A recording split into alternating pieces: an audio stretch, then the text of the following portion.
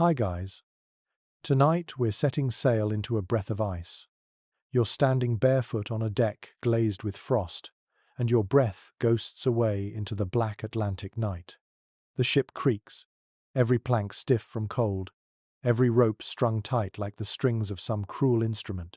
Somewhere to your left, the sea mutters in a language older than maps. You can feel the wind claw at your coat, and it's already clear you probably won't survive this. So, before you get comfortable, take a moment to like the video and subscribe, but only if you genuinely enjoy what I do here. And while you're at it, drop your location and local time in the comments. I love knowing where my little flotilla of night listeners is drifting from. Now, dim the lights. You lean against the rail. The moon above is a chipped coin, silver and cold. Around you, the ocean looks like black glass fractured by the ship's wake. The sound of it is hypnotic, a low rumble with occasional sighs, as though the world itself is breathing out warmth. Somewhere in the rigging, a pulley squeals, tired of the wind's abuse. You tuck your hands into your sleeves, but the air sneaks in anyway, sly and sharp. Your ship, no proud navy vessel, but a pirate brigantine, moves cautiously through the northern seas, its crew half frozen and half drunk. The captain has a red nose that shines like a beacon of bad decisions. The men curse quietly, words turning into tiny clouds. No one dares complain aloud. Superstition says the sea listens, and it loves irony. The cold isn't just a nuisance tonight. It's the kind of cold that makes wood groan like a living thing. You can hear it under your boots, tiny cracks whispering of rot and frostbite. Your toes, hidden beneath layers of wool that never fully dried, are losing feeling. There's a strange peace in that numbness, as if the body resigns to the elements faster than the mind. A historical fact flickers in your thoughts. In the 14th century, pirates and privateers ventured north into the Baltic and the Arctic routes, chasing trade ships heavy with furs, amber, and silver. They were outlaws but also accidental explorers, mapping waters so cold that breath froze in mid-air. Yet historians still argue whether most northern pirates were true sea bandits or just desperate merchants with flexible ethics. Out here, distinctions blur like horizon lines in fog. The moon dips lower, and the deck begins to glitter frozen spray, turning each plank into a jeweled trap. The helmsman hunches over the wheel, muttering a prayer from a language you don't recognize. His beard is stiff with ice, his eyelashes jeweled in frost. You can't tell if he's steering by star or by instinct. Both seem equally unreliable when clouds roll in from the east, grey and heavy as guilt. You step toward the bow, and the air changes. The smell of salt fades, replaced by something metallic like a forge gone cold. The sea ahead shimmers faintly, a ghostly sheet of thin ice forming and breaking in an endless dance. The noise is delicate, almost musical, a tinkle of brittle shards, the quietest possible chaos. The crew has a rhythm for this. They move slowly, scraping the deck with iron hooks to chip away frost. Every strike echoes through the hull, as if the ship has bones that ache. Somewhere below, in the cramped dark of the hold, someone coughs a wet, tired sound that the sea immediately swallows. You feel your own lungs tighten, the air burning like pepper. And yet, there's something beautiful about this misery. The world shrinks to sound and breath and survival.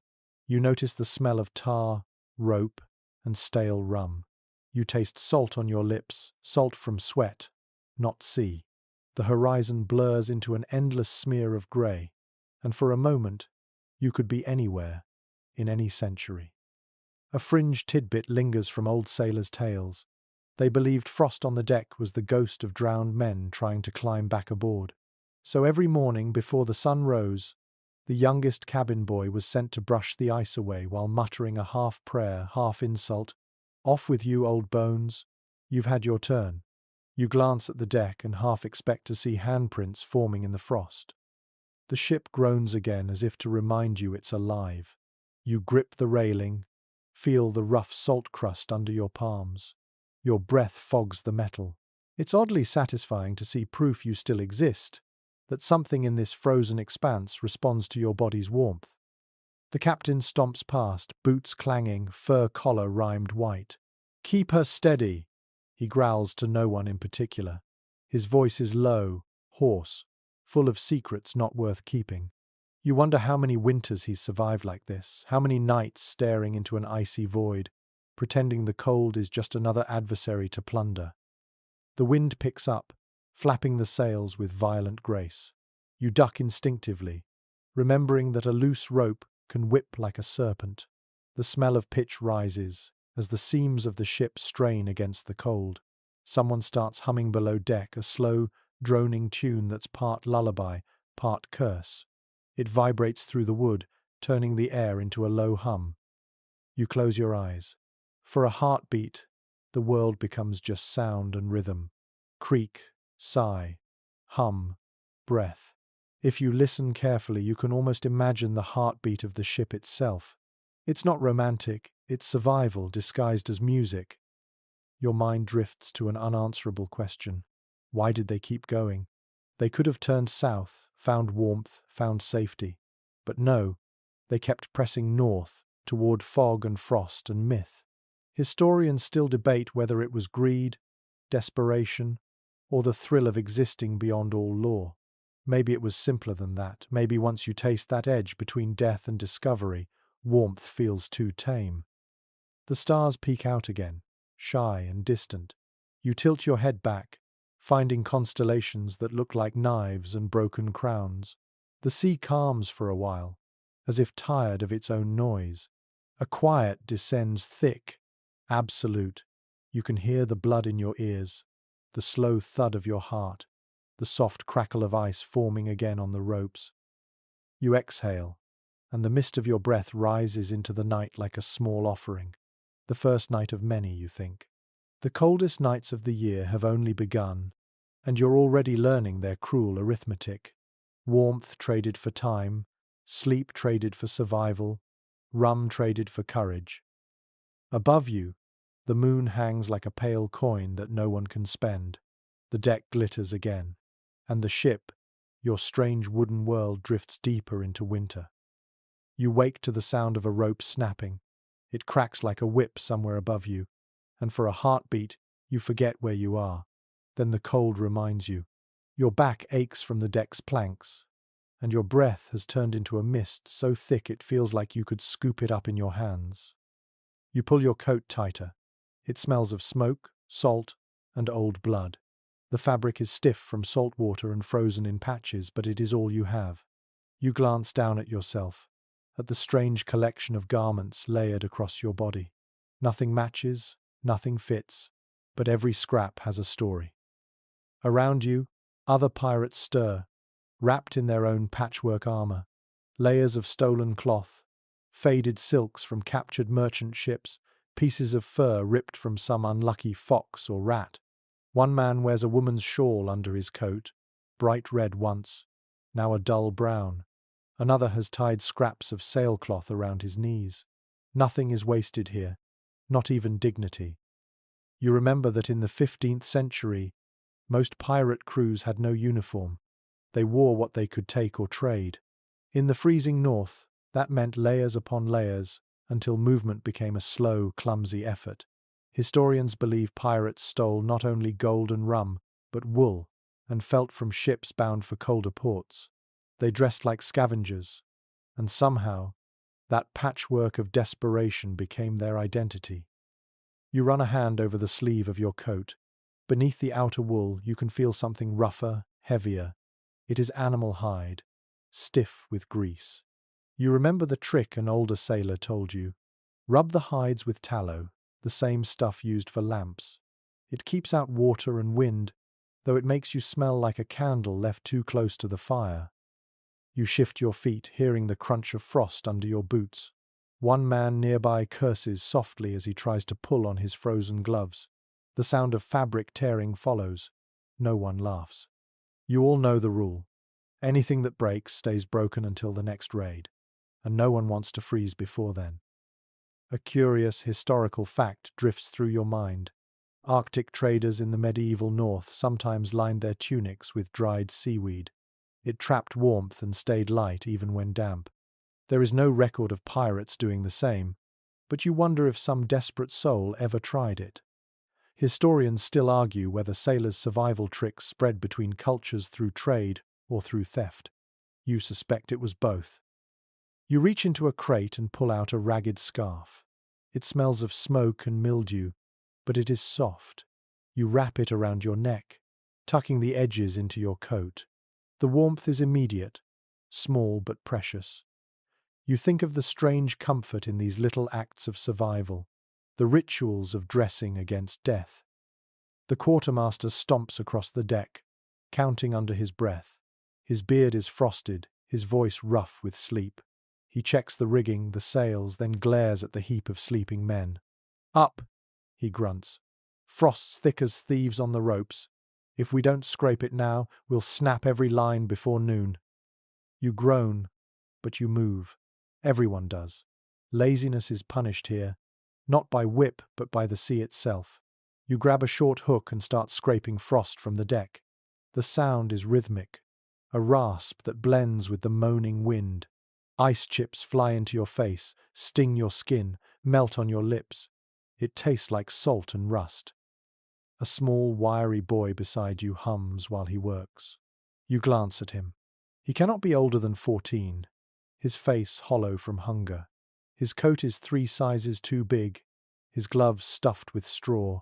Yet his humming is steady, almost cheerful. When you ask why, he grins and says, "Keeps me from thinking about my toes." You chuckle quietly. Maybe that's how they all survive, by not thinking too much. The captain, standing near the helm, looks carved from ice himself. His coat is fur-lined, but the fur is worn thin. His breath forms clouds that drift away like ghosts. The ship creaks as it rolls with the waves. Every movement sends a shiver through the wood. You crouch low to steady yourself, the cold biting through every layer. Somewhere above, a sail flaps, stiff and heavy. The sound is harsh and strangely comforting, like the breath of something ancient. You take a moment to look around. The sea is a flat expanse of grey, broken by pale streaks of foam. The sky is colourless, the kind of light that erases shadows. Everything feels suspended between freezing and breaking. You know that somewhere beneath this deck, barrels of food are slowly spoiling, and the last dry matches are guarded like treasure. You tug your coat tighter. The fur collar scratches your neck, but it keeps the wind from slipping in. A few men have sewn rabbit skins into their sleeves for the same reason. One even lined his hat with pigeon feathers. It looks ridiculous, but he swears it saved him from frostbite last winter. You make a mental note. Pride is a luxury for the warm. A fringe rumour whispers in your mind some old tale that pirates in northern waters would sew bits of parchment containing psalms or charms into their coats. The ink would fade, the words half remembered, but it was believed that God or luck or the ghost of the sea would recognize the effort. No one knows if it worked, but maybe just believing it did made the nights bearable. The scraping slows. The sun, weak and distant, rises somewhere behind the clouds. Its light spills across the deck like watered-down gold.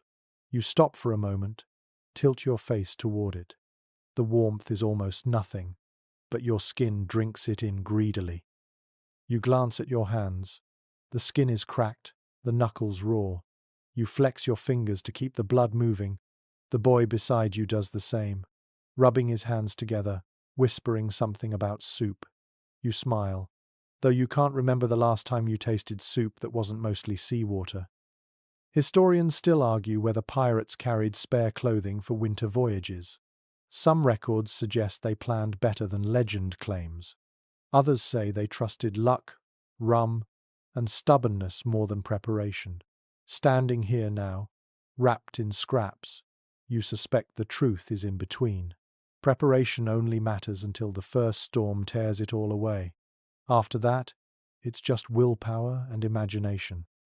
You toss another chunk of ice into the sea. It splashes and vanishes into the grey water.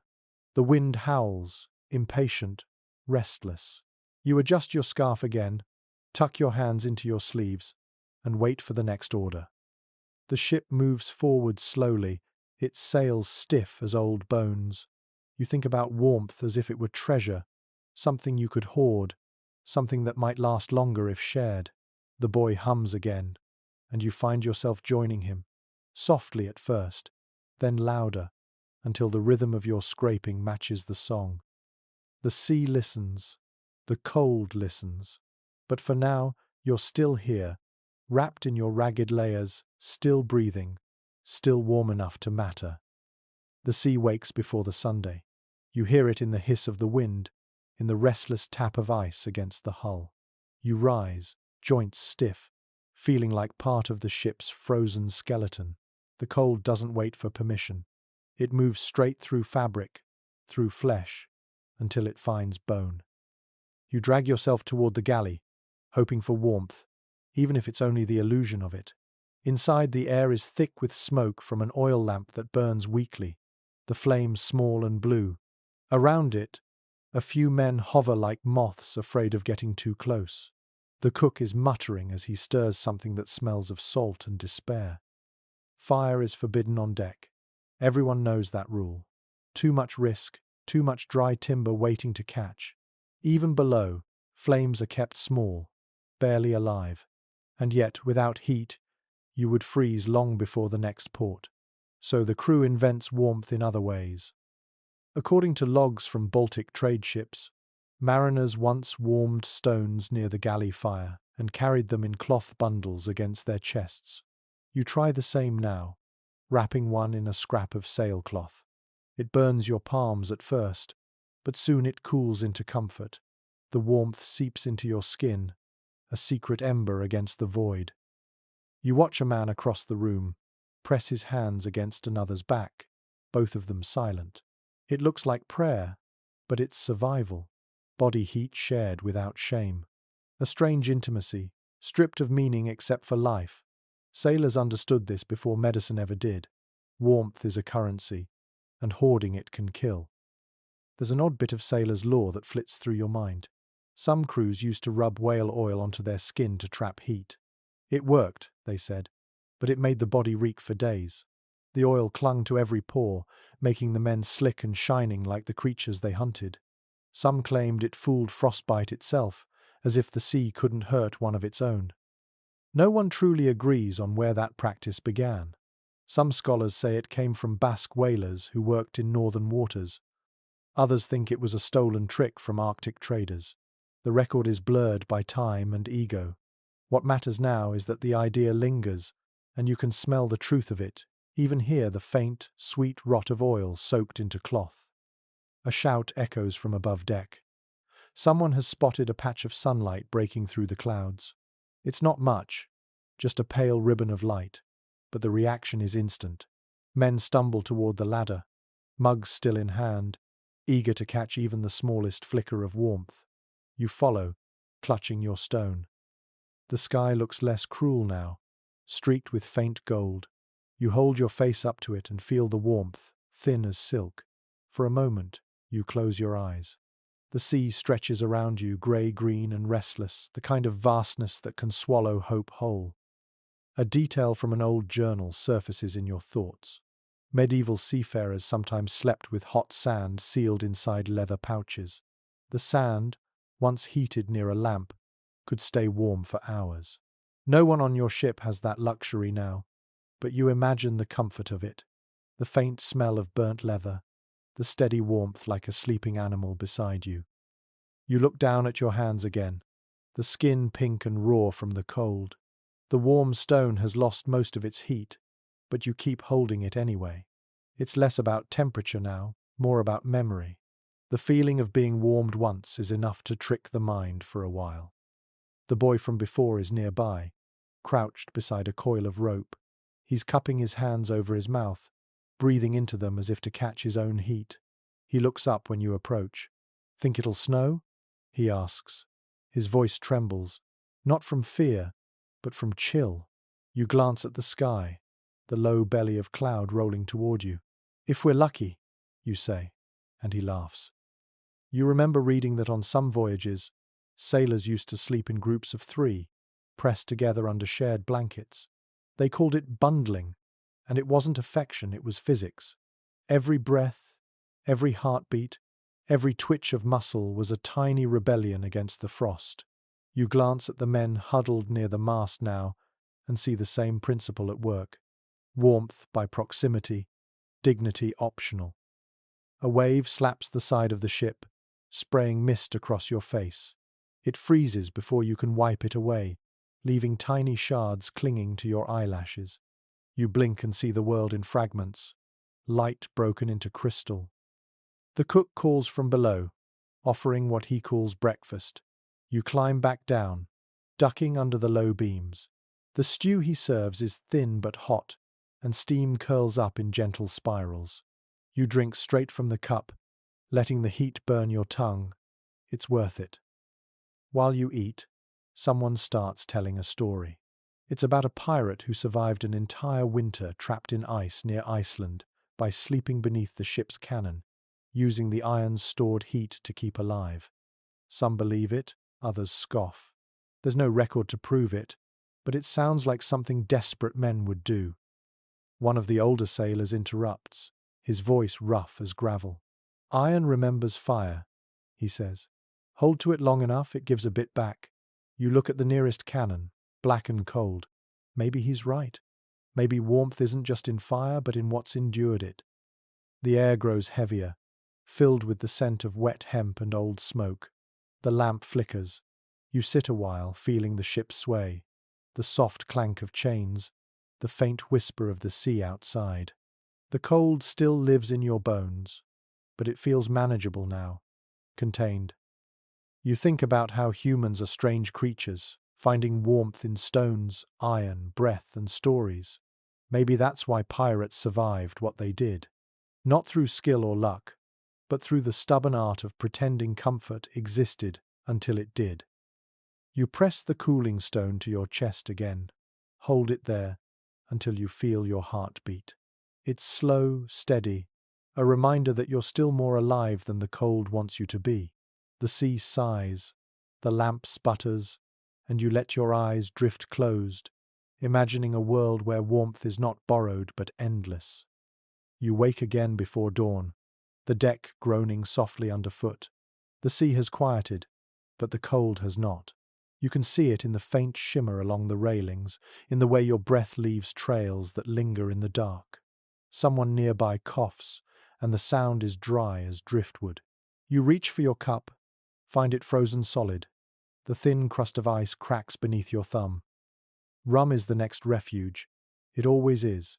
You find the barrel near the galley, its lid slick with frost. The quartermaster gives you a nod, not friendly, but permission enough. You take a gulp, and it burns all the way down. A brief, cruel warmth that feels almost holy. Around you, others do the same. Seafarers of the 16th century often treated rum as medicine. Ship logs show captains rationing it carefully at first, then abandoning restraint as the nights stretched longer. A measure for courage, a measure for comfort, and eventually a measure to forget. Some even mixed it with warm seawater to trick the mind into thinking it was soup. The first sip floods your body with fire. You shiver, not from cold but from the shock of it. The warmth climbs your throat, blooms behind your eyes, makes the world tilt slightly softer. For a few heartbeats you feel untouchable. Then it fades. The trick of rum is that it never truly warms. It only convinces you that it does. A sailor beside you wipes his mouth with the back of his hand. "Drinks like fire," he says. His lips are cracked, his nose bleeding faintly. You both laugh anyway. The sound feels like rebellion, thin and foolish, but it keeps the dark from growing larger. Old maritime accounts mention something peculiar. Sailors believed strong drink could chase away spirits that brought frostbite. They called it the demon's sweat, the only thing wicked enough to drive colder demons out. It is an idea half born of science and half of magic, but at sea the two are never far apart. You remember a story told last night. A pirate ship caught in ice near Norway, the crew too drunk to feel their toes freeze. By morning, 3 men were gone, their faces peaceful as statues. The captain ordered their rum ration poured overboard as tribute. But by evening, someone had fished the barrel back out. No one wastes comfort, not even for ghosts. Your head hums now, pleasantly heavy. You watch the men around you turn red-faced and loud.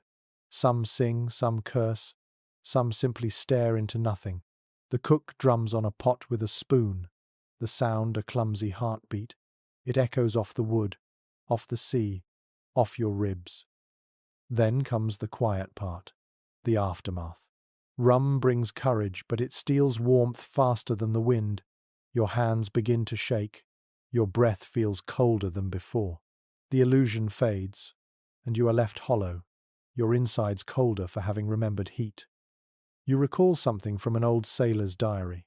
It said, "Rum keeps a man from feeling the storm, but it never stops the storm from feeling him." A grim bit of wisdom scratched in fading ink.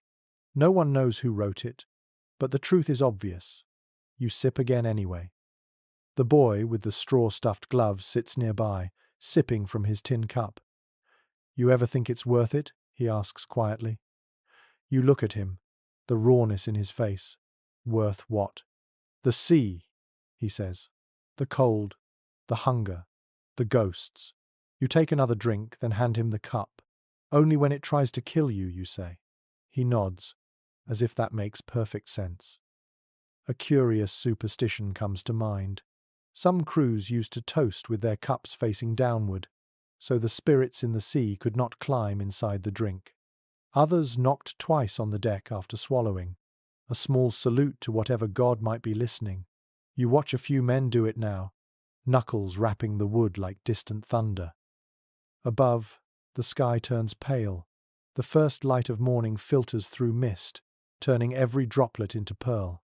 It should feel hopeful, but it only reveals how empty the world is.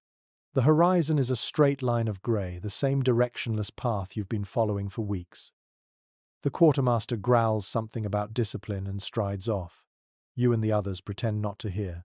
The rum's warmth has settled into a kind of peace. For a moment, you feel almost human again. Researchers today still puzzle over how pirates balance their dependence on alcohol with survival.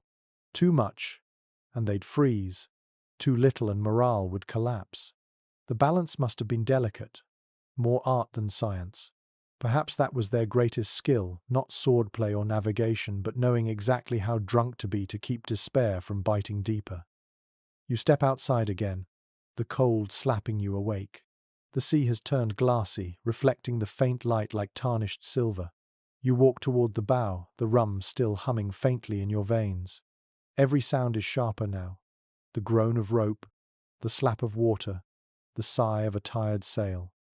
Your breath forms clouds again, softer this time. You look down at the water and see your reflection blur with each ripple. You look half alive, half statue. For all the tricks of warmth, you know the truth. The cold is winning, slowly, patiently. Still, you smile. Maybe that's the real secret, the one no historian can measure. Survival out here isn't just about heat or rations or rum.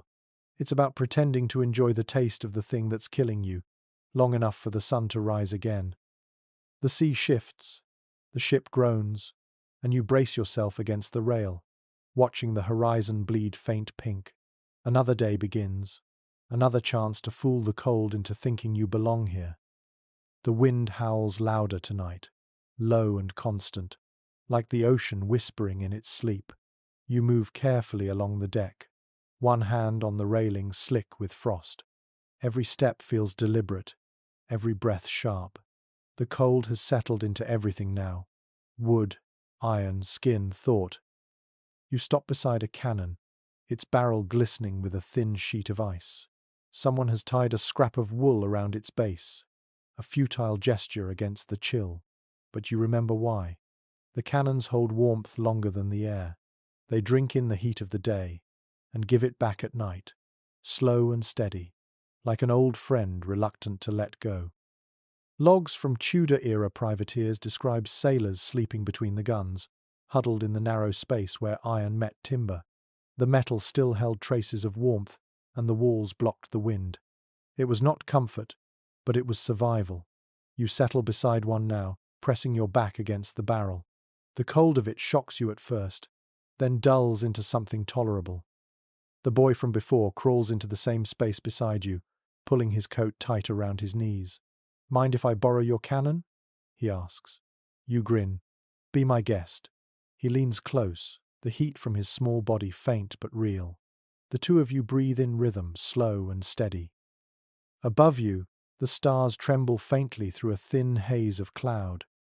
The ship rocks with a lazy rhythm, the sound of the waves muffled by frost. You can smell tar, salt, and a faint hint of smoke.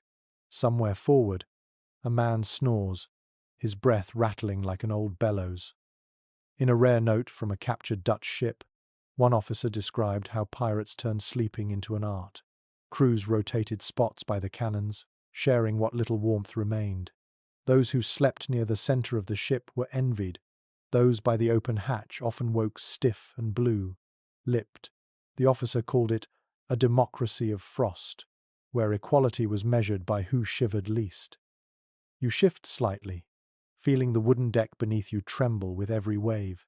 The iron beside you seems to hum, as if remembering the last time it fired. You run your hand over it, the metal gritty beneath your glove. "Iron remembers fire," the older sailor had said, and you think maybe he was right. The cold can't erase everything. The boy yawns. His breath curls upward like smoke. "You think we'll see land soon?" he asks. You think of the maps in the captain's cabin, the uncertain scrawl of coastlines and storms. "Eventually," you answer. "Maybe before spring." He groans softly. "That's ages away." You smile at the simplicity of it. To him, spring is a season. To you, it is survival measured in tides. There is a strange practice mentioned in a few sailors' journals. On nights like this, when the cold turned even words brittle, men told stories not to pass time, but to keep the air alive. Breath meant heat. Talking kept the lungs moving, kept the frost from setting in too deep. So you start one. "Once," you say, "a pirate captain tried to sleep on a bed of gunpowder to stay warm. Said it held heat better than straw. He woke missing his eyebrows after a spark from his pipe found him." The boy laughs so hard he nearly chokes. The sound echoes through the dark, sharp and bright. For a moment, the ship feels alive again. No historian agrees on how much truth sits in tales like these. Some dismiss them as exaggerations, others see them as glimpses of forgotten ingenuity. Whatever the case, it is clear that pirates were masters of making the impossible barely survivable. Every tool, every superstition, every laugh was another layer of insulation. You rest your head against the cannon. The metal vibrates slightly as the ship rolls. The boy drifts off beside you, his breath steady.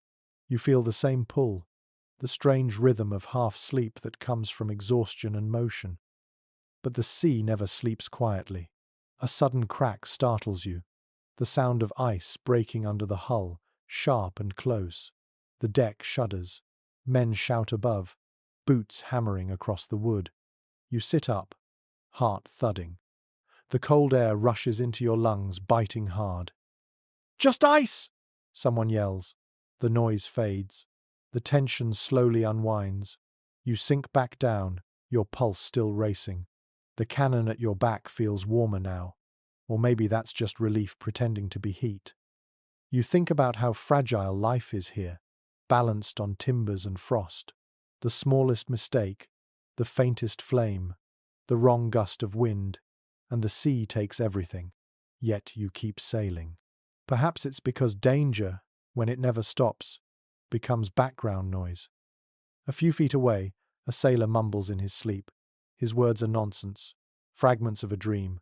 Port wine, warm hands, no wind. You envy him. You remember what warmth felt like before it became a memory. The boy shifts, muttering something about his mother's stew. You glance down at him, wondering what she'd think if she could see him now. A thin, frost-bitten shadow sleeping beside a cannon in the middle of nowhere. You pull your coat over him a little more, pretending you don't care as much as you do. Somewhere above, the lookout sneezes, and the sound echoes like a gunshot. The sky has turned a soft grey, dawn again, or something close to it. You feel the first tremors of light creeping through the mist. It's not much, but it's enough to remind you that time still moves, even when everything else feels frozen.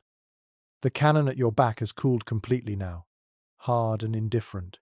You stand slowly, legs stiff, and look out over the deck.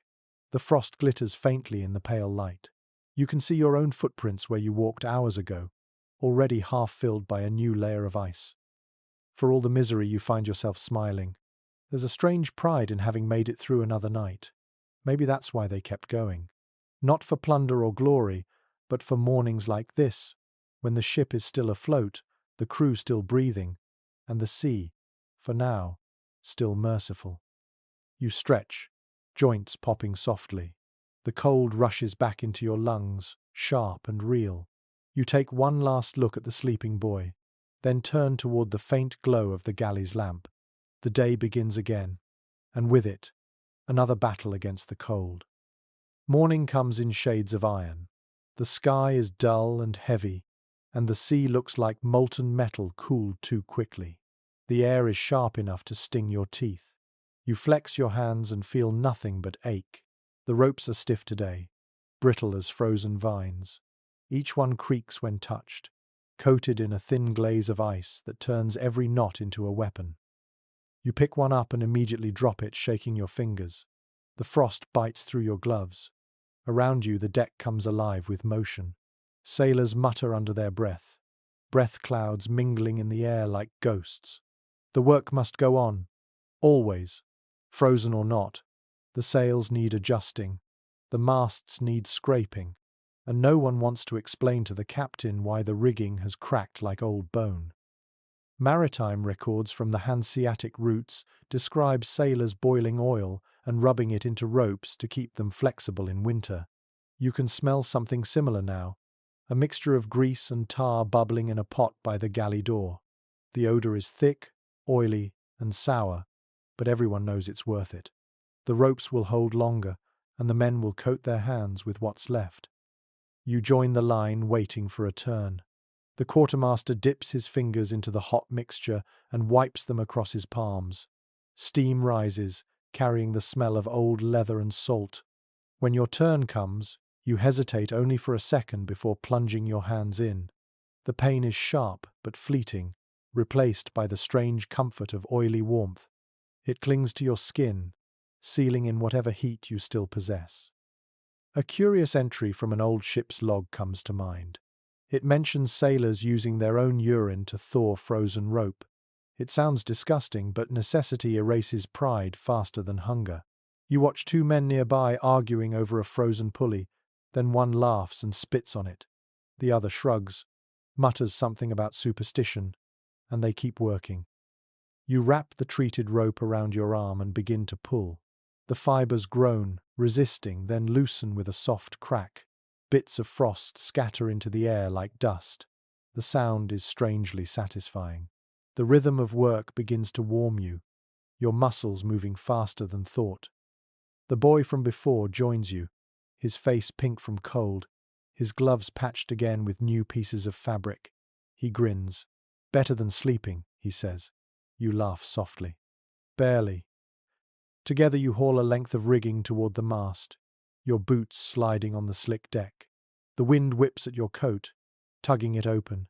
You taste salt and ice on your lips. An account from a Venetian chronicler noted that sailors often sang while handling frozen rigging, not for joy, but to keep rhythm and blood flowing. You hear the same here. Low humming, occasional bursts of laughter, curses that sound almost musical. The ship becomes a choir of exhaustion and defiance. The boy's hands start to tremble halfway through the task. You take over, watching him flex his fingers and blow on them. His breath rises like smoke. "They're going numb," he mutters. "Keep moving," you tell him. "That's all there is." The older sailor beside you nods in agreement. "Never stop," he says. You stop, you freeze. His voice is rough, but the wisdom is simple. The body that moves stays alive. The one that rests too long becomes part of the ship. Some researchers today believe sailors in colder regions rubbed animal fat directly onto their hands to prevent frostbite. You look down at your own, slick and shining from the tar oil. They smell terrible, but you can still bend your fingers, still feel the faint burn of blood beneath the skin. That is enough. A sudden gust tears through the sails above. The sound is sharp, violent. You duck instinctively, eyes squinting against the sting of flying frost. Someone curses from the mast top, voice carried away by the wind. You glance up and see a shape moving, a man trying to clear a block of ice from the rigging. For a moment, he looks like a statue carved into the sky. You can feel the ship tilt slightly as it catches the wind again. The ropes pull tight, the deck vibrates beneath your boots. You steady yourself, the cold air cutting your throat when you breathe. The sky spits fine snow now, swirling sideways, turning the world pale. The boy slips, his boot skidding across the frozen plank. You grab his arm before he falls. His face is flushed, eyes wide with surprise. "Careful," you mutter. He nods, embarrassed. The sea below looks hungry, dark waves foaming around shards of ice. There is a saying among old sailors that frost has teeth. You understand it now. Every movement feels like resistance against something that wants you still. But motion is life. You haul, scrape, tie, and pull again. The hours blur into one long breath. Later, when the work is done, you lean against the mast, chest heaving. The ropes hang clean and black, the sails open and trembling. Your hands ache, but they're still attached, and that feels like victory. The boy sits beside you, flexing his fingers again. "I think they're bleeding," he says. You glance and see red beneath the grime. "Means they're still working," you reply. No scholar truly knows how many men lost fingers to frost in these conditions. The logs are vague, the numbers uncertain, but the scars in the stories tell enough. You look down at your hands again, at the cracks and stains, and think of all the unnamed sailors who once stood where you stand, trading pain for another sunrise. The wind eases at last. The snow stops, leaving a thin white dust over everything. The ropes now gleam like black snakes asleep on the wood. You exhale, your breath curling upward, and listen to the quiet hum of the ship's hull. It sounds almost content. You stretch your arms and watch the horizon lighten just a little. Somewhere beneath that pale line lies another night waiting to freeze you again. But for now, your blood moves, your hands obey, and the sea, for once, seems almost still. By the time the next storm finds you, the sky has already lost its shape. The clouds roll low and fast, as though the world itself is being dragged forward by invisible chains. The wind arrives first, sharp and insistent, rattling every loose nail and flapping every thread of sailcloth. Then comes the cold rain that freezes the moment it lands, turning the deck into a mirror slick with ice. You brace your feet and grab a rail, the wood biting into your palms. Around you, men move like shadows, tying ropes, shouting orders that vanish in the roar of wind. The ship heaves under each wave, groaning like something alive and unwilling. You can taste the salt spray before it even touches your face. Accounts from northern expeditions describe storms like this as living creatures, with tempers and hunger of their own. The old logs say sailors named them, pleaded with them, even tried to bargain with them. You do not have a name for this one yet, but it feels malevolent, deliberate, a hand reaching down to test your strength. The cold doubles when the rain turns to sleet. It cuts sideways, sharp as broken glass. You pull your coat tighter, though it does little good. The wind finds every gap, every loose thread, every failure in stitching. It steals your warmth with a thief's precision. The captain's voice slices through the noise. "Reef the topsail!" Men scramble upward, hands slipping on frozen rope. You watch one almost lose his grip, his legs swinging free for a heartbeat before he catches himself again.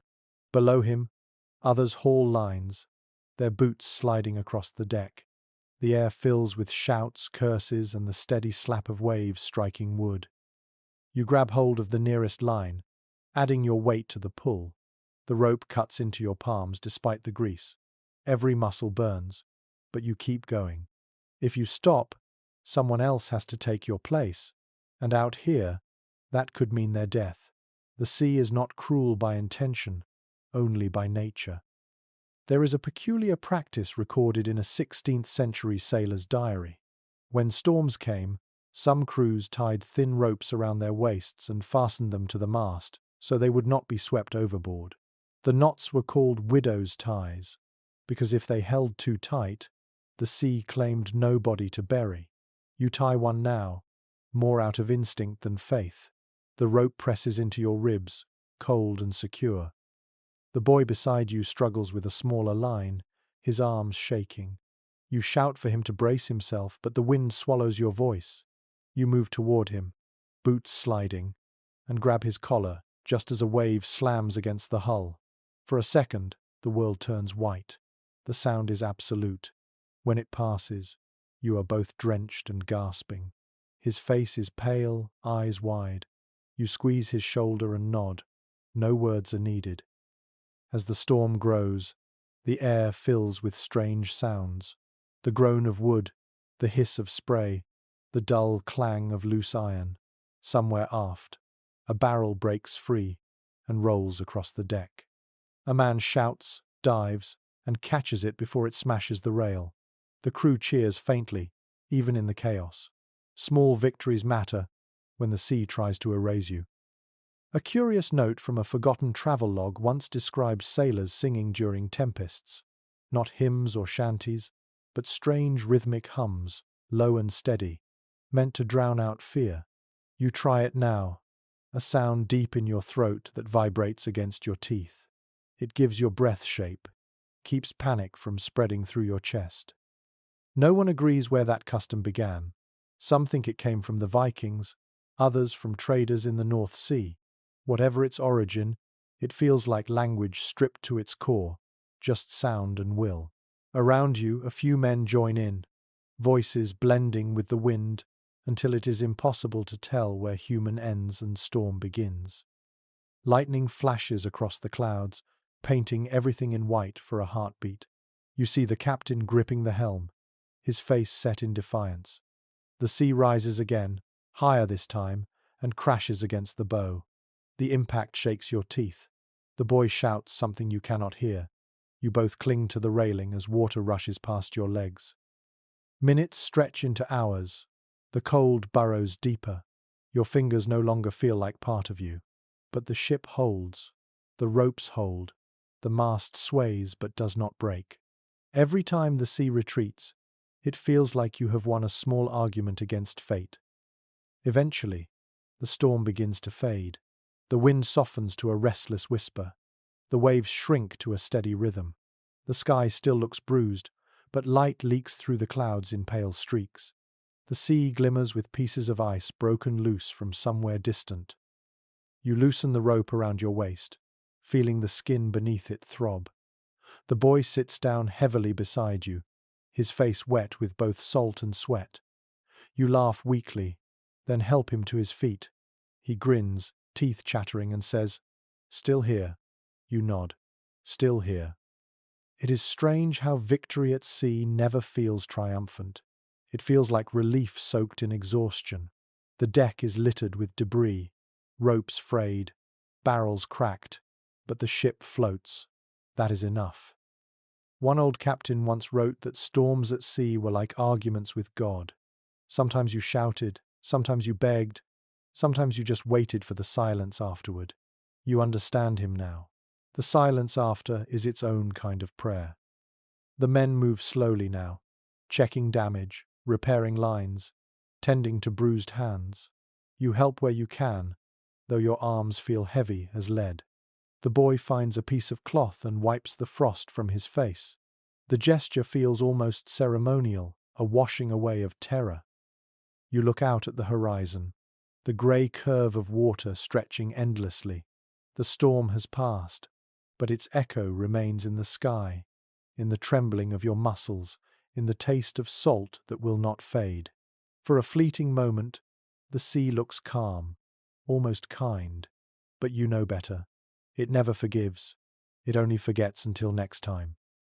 You close your eyes, breathe deeply, and let the air fill your lungs again. The world is cold, but it is still turning. You are still aboard. That is what survival looks like tonight. When the storm finally fades, the world feels hushed and raw. The deck is a field of glassy frost, the sails drooping under their own weight. You breathe deeply, and the air stings your lungs like needles. The crew moves slowly now, more out of exhaustion than caution. The night has left its mark on everyone. You lean against the rail, staring at the faint smoke of your breath curling into the dawn. The sea is calm for once, and in the stillness you begin to notice your own breathing. It rises and falls with the same rhythm as the ship. Each exhale turns to mist. Each inhale feels like a gift wrestled from the cold. Records from early Scandinavian voyages mention that sailors sometimes practice slow, measured breathing to keep the blood from chilling. They learned it from monks who traveled with them, men who claimed that the rhythm of the lungs could quiet pain. You try it now, drawing air in through your nose and letting it go in a long whisper. It helps. The world feels less violent when you can hear your own heartbeat. A sailor nearby mimics you, puffing out tiny clouds and grinning. "If I breathe like that, will my fingers grow back?" he asks. You smile faintly. "Maybe," you say, "if you keep at it for 20 years. He laughs, though it sounds more like coughing. The habit spreads across the deck. Men begin to breathe in sync, the sound like the tide coming and going. It's strange, almost sacred, to feel the crew moving together in silence. For a few minutes, the ship itself seems to inhale with you, its old planks creaking softly with each swell of the sea. A curious detail from a Norse chronicle claims that sailors used the fog of their own breath to measure life on winter voyages. The thicker the mist, the warmer the body. When it faded too thin, it was time to move, to work, to prove to the sea that they were still awake. You watch the mist rise now, white and steady, proof that your heart hasn't surrendered. Someone begins humming a slow tune. You recognize it from the night before, a melody half lullaby, half lament. It carries easily in the cold air, soft but unbroken. The sound mingles with the breathing, creating a rhythm that feels both human and eternal. The boy sits nearby, legs pulled up under his coat. He watches the fog drift above the rail and says, "Looks like ghosts leaving." You nod. Maybe they are. The ones that didn't make it. He doesn't flinch at that. The sea teaches its truths early. Researchers have found references to breathing rituals in many maritime cultures, though none agree where they began. Some think they were practical, a way to warm the body. Others argue they were spiritual, a means of sharing rhythm with the world itself. You suspect both are true. The line between the physical and the sacred blurs easily at sea. The sun climbs slowly, spilling weak light across the ship. You close your eyes and turn your face toward it. The warmth is almost nothing, but your skin drinks it like water. You hold your breath for a moment, savoring the contrast, then exhale a long, smoky sigh. The boy mimics you again. "Feels good," he murmurs. You nod. "Keep it steady," you say. The body listens when the mind does. Below deck, someone sneezes, and laughter follows. It's a rare sound, brittle but real. Even laughter has texture in this cold. It feels like warmth pressed into the air. You glance up at the sails, stiff with frost but still catching wind. The ship moves forward again, slowly but surely. The rhythm of breath continues, a quiet pulse against the endless grey. A peculiar superstition comes to you from an old sailor's story. He claimed that if a man could see his breath and count it 300 times without stopping, he would live through any storm. No one believed him, of course, but many tried. You think of that now and smile. Maybe every superstition is just an old survival trick wrapped in poetry. You keep breathing, counting quietly to yourself. The air moves in and out, your shoulders rising, your chest expanding. The sea remains calm. For the first time in days, the horizon looks almost gentle. The captain steps out of his cabin, his face pale but steady. He looks around, nodding slightly at the sight of his crew alive and upright. Then he does something unexpected. He breathes deeply too, a slow exhale that fogs the air. No words, just an acknowledgement that sometimes surviving together is the only victory worth claiming. The day drifts forward. The sun gains strength, and droplets begin to form on the ropes where frost melts. You can smell salt again, not just cold. The sound of the waves returns to something familiar, something almost kind. You lean back against the rail and close your eyes. The ship creaks, the wind hums, and your breath continues its quiet rhythm. The sea may take everything else, but for now, it moves in time with you. The calm never lasts long at sea. By the time twilight bleeds across the horizon, the cold has crept back with quiet authority. You can see it forming on the barrels, on the ropes, on the beards of the sleeping crew. But tonight, something else catches your attention. A faint crackling sound coming from below. The hold. You make your way down the narrow ladder, the wood slick under your boots. The air grows thick as you descend, heavy with the smell of damp timber and old grain. It is dark enough that you must feel your way forward, one hand brushing against the rough walls. The noise grows louder, the faint, brittle popping of ice. You find it near the barrels of water and salted meat. The liquid inside has begun to freeze. The top of one barrel is split open where the ice has expanded. You stare at it for a moment, realizing what that means. No water means no survival. The sea might surround you, but none of it is drinkable. A few of the older men are already gathered there, faces drawn and tired. One of them curses softly. "We'll have to melt it," he says. "But how?" Another shakes his head. "We can't light a fire down here." They all know the rule. Flames and ships are mortal enemies. You think back to something you once heard from an old fisherman. He said sailors trapped in ice used to hang their water barrels near the galley, close enough to catch stray heat from the cooking fires, but not close enough to burn. You suggest it. The men glance at you, then nod slowly. It is worth trying. Together you drag the heavy barrels closer to the ladder. The wood creaks, and frozen slush spills over your boots. The sound is sharp in the silence. Your fingers ache from gripping the cold staves. The work feels endless, but the thought of fresh water keeps you going. One of the men mutters that they should have lined the barrels with cloth. Some old captains did that to keep the ice from forming too fast. Another shakes his head, saying it never worked anyway. The debate grows quiet when someone sighs. At least ice means the food lasts longer. The truth cuts both ways. There is a strange smell drifting from one of the storage crates. You lift the lid and find a pile of onions, each one wrapped in frost.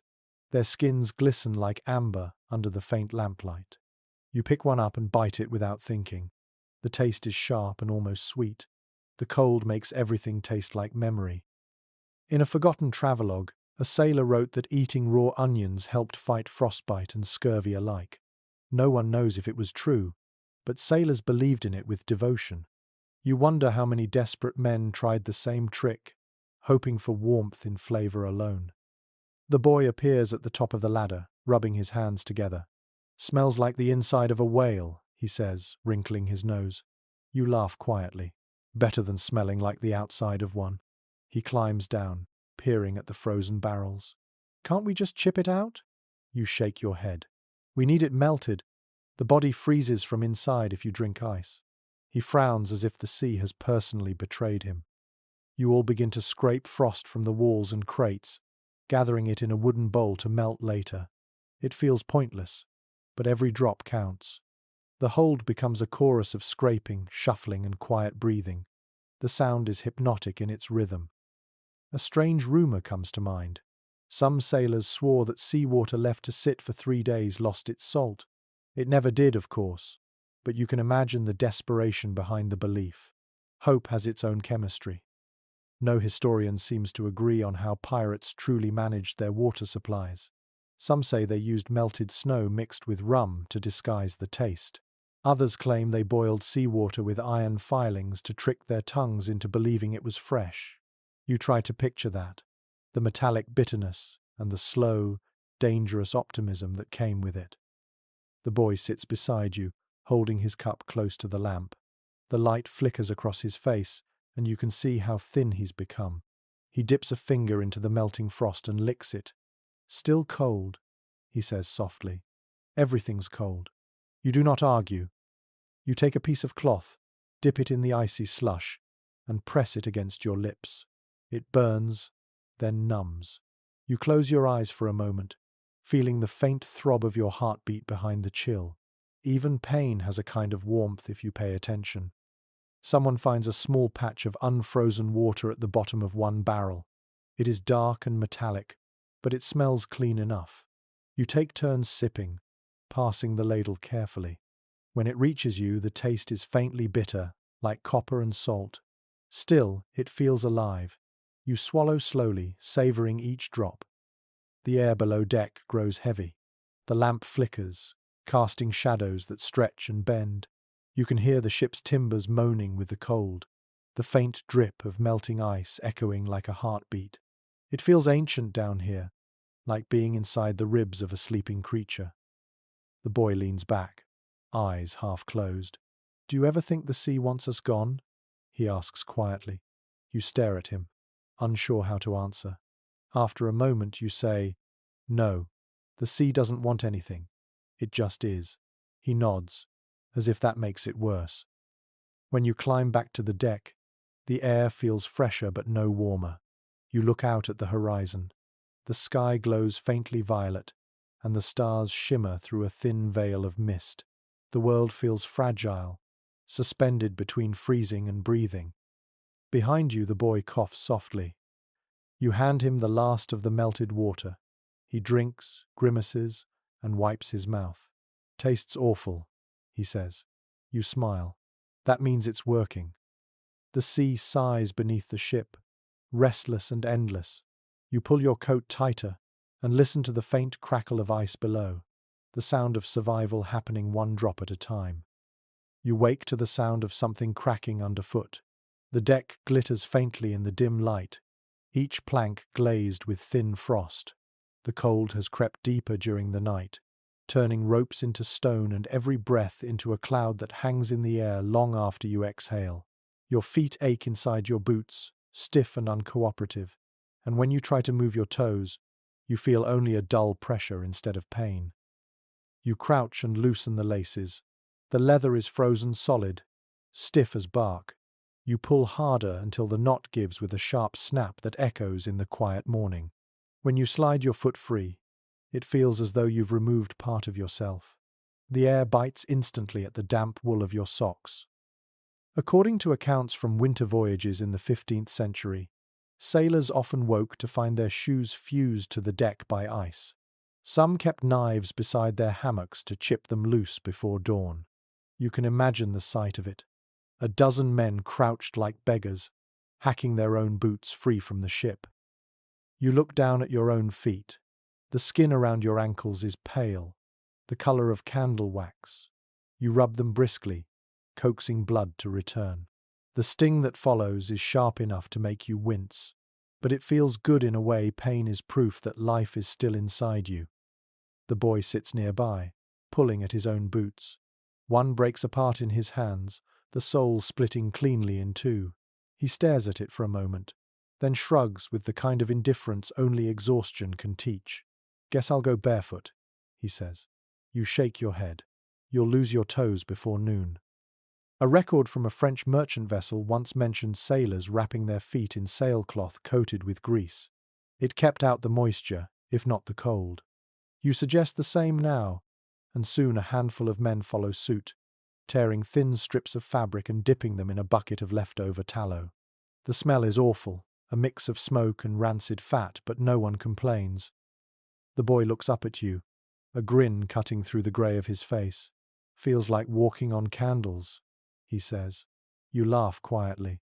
The sound is strange in the stillness, almost out of place. One of the older men tells a story while wrapping his feet.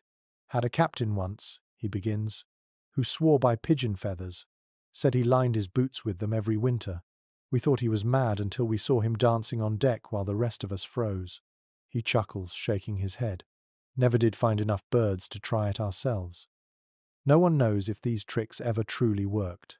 Some historians say such stories are exaggerations born of boredom. Others believe they're fragments of truth passed down through mouths too cold to lie. You find yourself thinking it doesn't matter. Out here, belief is another layer of insulation. The sun crawls higher, a weak disk behind grey clouds. The light glints off the frost, turning the ship into a floating mirror. You rise carefully, testing your makeshift wrappings. The cloth squeaks faintly with each step, but your feet no longer feel like ice. That small comfort feels enormous. A curious entry in a sailor's notebook describes men urinating on their feet to keep them warm during Arctic crossings. The logic was simple, if unpleasant. Warm liquid was better than no warmth at all. You've heard worse ideas, and the way the boy looks at his broken boots suggests he's considering it. Don't. You tell him before he can act. He grins sheepishly. By midday, the frost thickens again. You watch a man stumble and curse, his boots sliding across the deck. Another sits cross-legged, hammering nails into his soles to grip the ice. The sound echoes like distant gunfire. Every adaptation feels both ingenious and ridiculous, a contest between survival and sanity.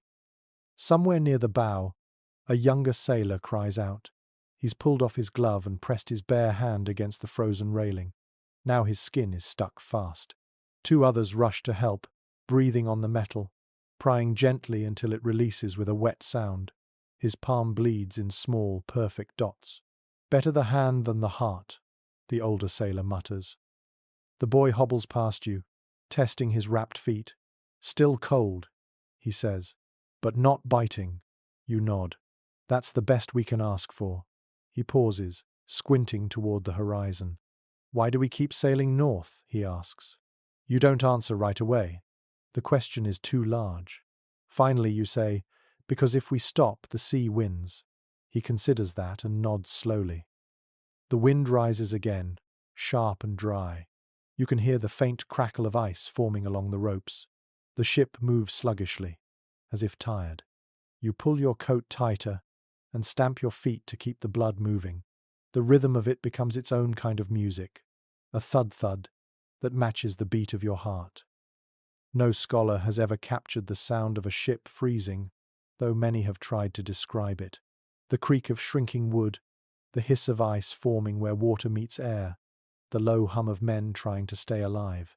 It is not a sound of despair, but of endurance. You listen now, and it feels like belonging. When evening comes, the deck glows faintly under a wash of moonlight. The frost has turned to silver, and your breath hangs heavy in the air. You sit on a coil of rope, feet tucked beneath you, and look up at the stars. They seem impossibly clear tonight, as if carved into the dark. The boy sits beside you, silent for once. You think of all the strange tricks, the layers of cloth and grease, the crude inventions that let you live one more night. You think of how fragile warmth really is, and how often it comes from effort rather than comfort. You flex your toes inside their makeshift wrapping. They still move. That is enough. By the next night, the cold feels less like weather and more like a presence that has decided to live among you. It sits in every breath, every plank, every thought, but it cannot touch sound, and that is where the crew now takes its stand. The ship is quiet at first, only the creak of ropes and the low sigh of the sea. Then, one by one, voices begin to rise. You hear it near the bow at first, a humming so faint it could be the wind itself. Then, another voice joins, rough and low, and then a third. Soon the sound spreads across the deck, a slow, rhythmic tune that climbs and falls with the rocking of the ship. The cold listens, confused. According to maritime journals from the early 17th century, sailors sang to stay alive as much as to pass time. The rhythm kept blood moving and spirits from collapsing. The songs were not grand ballads of heroism, but small, practical things. Timing for ropes, breath for endurance, rhythm for survival. The boy is the first among you to start words instead of hums. His voice cracks, thin but determined. The tune is nonsense, a string of lines about the sea's hunger and a pot of stew that never boiled. The men laugh softly but join in anyway, their voices rising in uneven harmony. The sound warms the air. One of the older sailors slaps his knee and adds a deep counterbeat, tapping wood with frozen fingers. Another whistles between missing teeth. The melody is crooked, but that's its charm. The song is not meant to be pretty. It is meant to remind you that life is still loud enough to answer the wind. A curious note in a Portuguese sea log describes how crews sometimes matched their songs to the rhythm of their rowing or deck work. It kept them from losing pace and helped them forget the weight of labor. Even now, without oars to pull, you feel that instinct rising. The stomping of boots, the clatter of tools, the creak of timber, they all become part of the same music. The captain appears from his cabin, squinting through the darkness. At first he looks ready to bark orders, but then something in his expression softens. He listens. For a fleeting second, his mouth twitches into a smile before he turns away again. It is permission enough. The sea itself seems to quiet. The wind drops to a whisper. The only thing left is your collective rhythm, the pulse of weary lungs and frozen hearts beating together. You can feel the vibration in your bones. There is a peculiar superstition among sailors that singing on a calm sea wakes the spirits of drowned men. Some believed those spirits listened from beneath the hull, humming back in approval. You think of that now and almost expect to hear an echo rising from the deep. Maybe you do, faintly, or maybe it's just the water moving under the ice. The boy grins at you, cheeks red from singing. "It works," he says. "I don't feel so cold." You nod. "Neither do I." It's a lie, but one that feels good to tell. Researchers today still debate whether singing truly helped preserve warmth, or if it only distracted the mind from its own suffering. Perhaps it doesn't matter. The sound itself is proof of endurance. You hum louder, letting your breath fog into the night like smoke from a tiny fire that refuses to die. The melody changes again. Someone starts a slower tune, one that sounds like a prayer disguised as a joke. The lyrics twist through absurdity.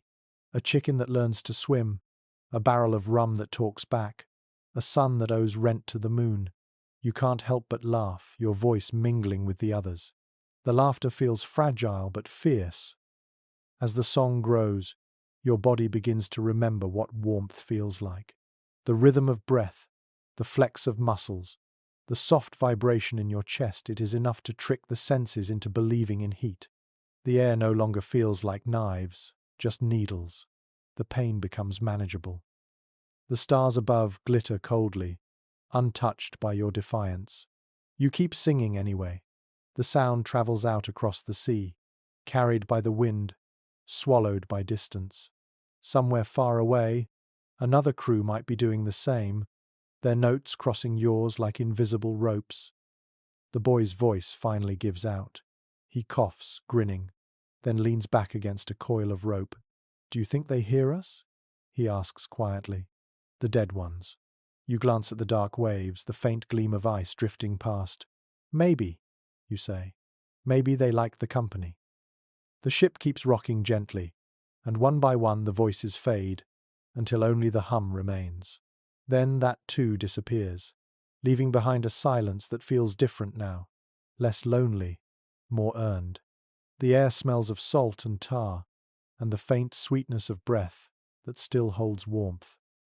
You stay a while longer, staring out over the calm water.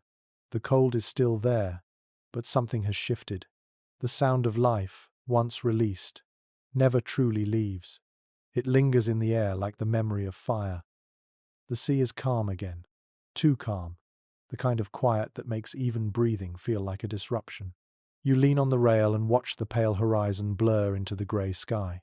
The air tastes of salt and iron, and behind you, the crew moves with sluggish patience. The storm may be over, but the cold has left a restlessness that sits heavy on every shoulder. By now, tempers have grown thin. A single wrong word can spark an argument, and the cold amplifies every irritation. Two sailors quarrel over a coil of rope, their voices low but sharp. Another curses the cook for serving soup too thin. The sound of anger feels almost comforting. It reminds you that life still stirs among the frost. Records from privateer ships mention that winter voyages often bred mutiny as surely as hunger. Frozen fingers and sleepless nights were enough to turn loyalty brittle. Captains knew this, and rationed not only food but also patience. You can sense it in the air now, the unspoken tension that creaks louder than the timbers. The captain emerges from his cabin, wrapped in a fur-lined coat that has seen better years. His eyes move over the crew like a blade. No one meets his gaze for long. You realize leadership out here is not about power. It is about endurance, about convincing everyone that tomorrow is still worth chasing. The boy whispers beside you. He's been quiet lately. You nod. He's counting how many of us will make it through. The boy frowns, unsure if you are joking. You aren't. A note from an old admiral's logbook claims that discipline on frozen seas depended more on belief than fear. When faith in command thawed, mutiny was a storm waiting for wind. You can feel that wind now, faint but rising. The crew whispers more often, their glances longer. A man counts the bread rations twice, convinced someone is stealing. By midday, the ship's mood has shifted. The laughter from the previous night's singing is gone. The clatter of tools has grown louder, more deliberate. Every sound feels like a challenge. The cook shouts at a sailor for spilling water, and the sailor replies too quickly. A brief silence follows before they both look away. You remember something told in harbour taverns. A crew that sings together cannot mutiny until the song dies. You think of last night's melody, the warmth it carried, and how easily it slipped away with dawn. Maybe songs are stronger than chains after all. The captain gathers the crew near the mast. His voice is calm but cold. He speaks of storms yet to come, of provisions that must last longer than planned, of the need for unity. No threats, no promises, only truth. You can feel the words settle like snow, light but heavy. For a moment, it works. No one moves, no one argues. The illusion of control holds. Then a man at the edge mutters something under his breath. The sound is swallowed by wind, but everyone hears it. The captain's gaze snaps toward him. The silence that follows is sharper than any blade. Finally, the captain turns away, his restraint louder than anger. The man lowers his eyes, but the damage is done. A seed has been planted. Later, when the crew disperses, you hear whispers of ration counts and missing blankets. Someone blames the carpenter, someone blames fate. You stay quiet. Out here, suspicion spreads faster than frost. There is a detail from a sailor's diary that comes to mind. During one brutal winter crossing, the crew took to marking their sleeping spaces with chalk, a thin white line to claim territory. They called it drawing the warmth. No one crossed another's line. You look around now and notice the same invisible borders forming on your ship. Men sleeping farther apart, their eyes open longer, their hands resting closer to knives. The boy sits beside you, fidgeting with a piece of rope. They're scared, he says softly. Scared men make noise. You nod. Scared men also start fires, you reply. And we can't afford either. The sea remains still, as if listening. The horizon fades into fog. You hear a gull cry somewhere above, though you see no bird. The sound feels misplaced, a reminder of life elsewhere.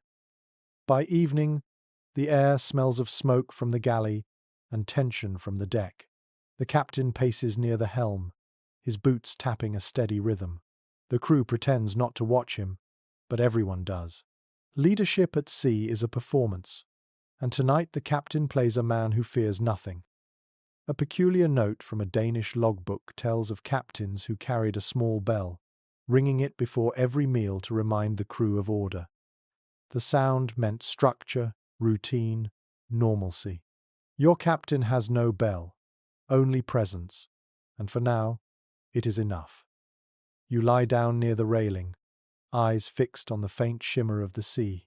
Somewhere below, ice groans against the hull. You can feel the vibration through your spine. The boy has fallen asleep, his breathing shallow but steady. You think of mutiny not as betrayal but as the sea's whisper in human form, its endless invitation to chaos. The trick is learning when to ignore it. You close your eyes and breathe deeply, matching your rhythm to the slow sway of the ship. The night grows colder again. The air tastes of metal, the sky a solid sheet of grey. Somewhere in the dark, a man hums softly to himself, the same tune from before.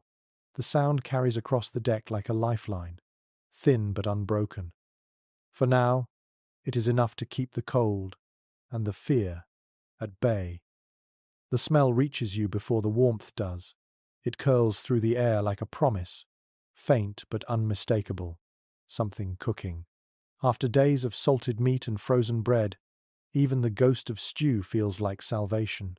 You follow the scent toward the galley, ducking beneath the low beams as you enter. Inside, the space glows with a tired amber light.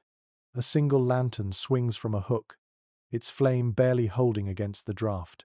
The cook stands before a battered pot, stirring with a wooden ladle that has seen more voyages than most men on board. Steam rises in thin, shivering ribbons. He glances at you and grins, teeth yellow but cheerful. "You smell that?" he asks, his voice rough but proud. "Miracle stew." You smile. "What's in it?" He shrugs. "Everything that hasn't run away yet." In journals from the era of Baltic privateers, cooks were often credited with saving more lives than captains. They were chemists of scarcity, magicians of leftovers. You watch this one work with reverence. Into the pot he tosses bits of salted pork, a handful of dried peas, a strip of hardtack softened in water, and a single onion that still bears traces of frost. The mixture hisses like applause. The boy slips in behind you, nose red and eyes bright. "Does it have meat?" he whispers. The cook winks. "It has flavor, lad. That's more than most nights." He hands the boy a wooden spoon to stir. The small clinking sound against the pot becomes the room's heartbeat. A curious note from an old logbook mentions that some crews added sawdust to their stews when supplies ran low. It thickened the broth and fooled the tongue into feeling full. The cook here must know the same trick. The texture already looks too generous for the ingredients. You decide not to ask. You find a seat on an overturned barrel. The air in the galley feels warmer than anywhere else on the ship. The steam carries the smell of salt and smoke, faintly sweet and comforting. For a moment, it feels almost like a home. You watch the cook move slow, deliberate, unbothered by the chill that seeps through every crack in the hull. The boy hums while stirring, the same tune that floated across the deck the night before. The cook joins in quietly, tapping his ladle against the rim of the pot in rhythm. You smile without meaning to. Even music tastes better when mixed with hunger. An old tale comes to mind. One sailors used to tell about a cook who could predict weather by how his stew boiled. If the bubbles rose fast, calm seas awaited. If they clung to the edges, a storm was coming. You glance into the pot now and see bubbles forming timidly at the center. The cook notices too and nods. "Good omen," he says softly. No historian has ever confirmed if such omens held truth, but it hardly matters. Belief itself warms the bones. You take the first sip when the cook finally ladles the stew into a cup. It is thick and smoky, the kind of flavor that makes you close your eyes to taste it fully.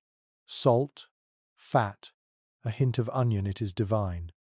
The boy slurps beside you, grinning wide. "Tastes like land," he says. The cook chuckles.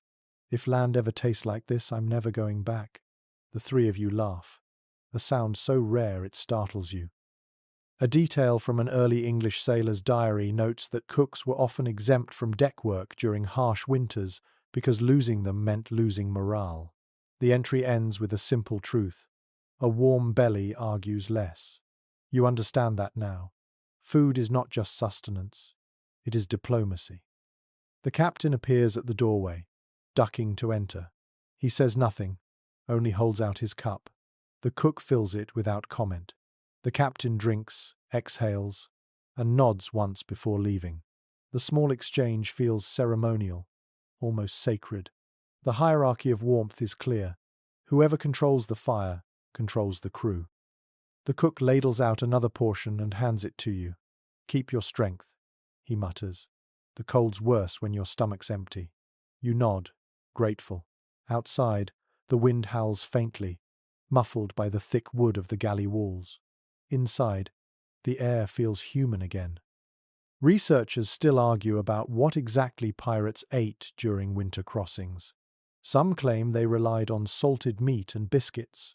Others suggest they traded with coastal villages for root vegetables and grains. But none of those records capture the way it feels to hold a steaming cup in frozen hands, the way taste can trick the mind into believing life is still sweet. You finish your stew slowly, scraping the last bit from the bottom of the cup. The boy yawns beside you, warm now, his face relaxed. The cook hums again, the same quiet rhythm, as if the sound itself might keep the pot from cooling too quickly. When you step back onto the deck, the cold greets you immediately, but it feels softer now, more distant. The warmth in your stomach glows like a small lamp carried through the dark. You breathe in the sea air, sharp and clean, and for a moment you forget the ache in your feet, the frost on your sleeves, the endless horizon. It occurs to you that survival is built from moments like this, stitched together by hunger, hope, and the kindness of a steady hand stirring a pot in the dark. You glance back toward the galley door, where steam still escapes in thin curls, and whisper a quiet thank you that no one hears.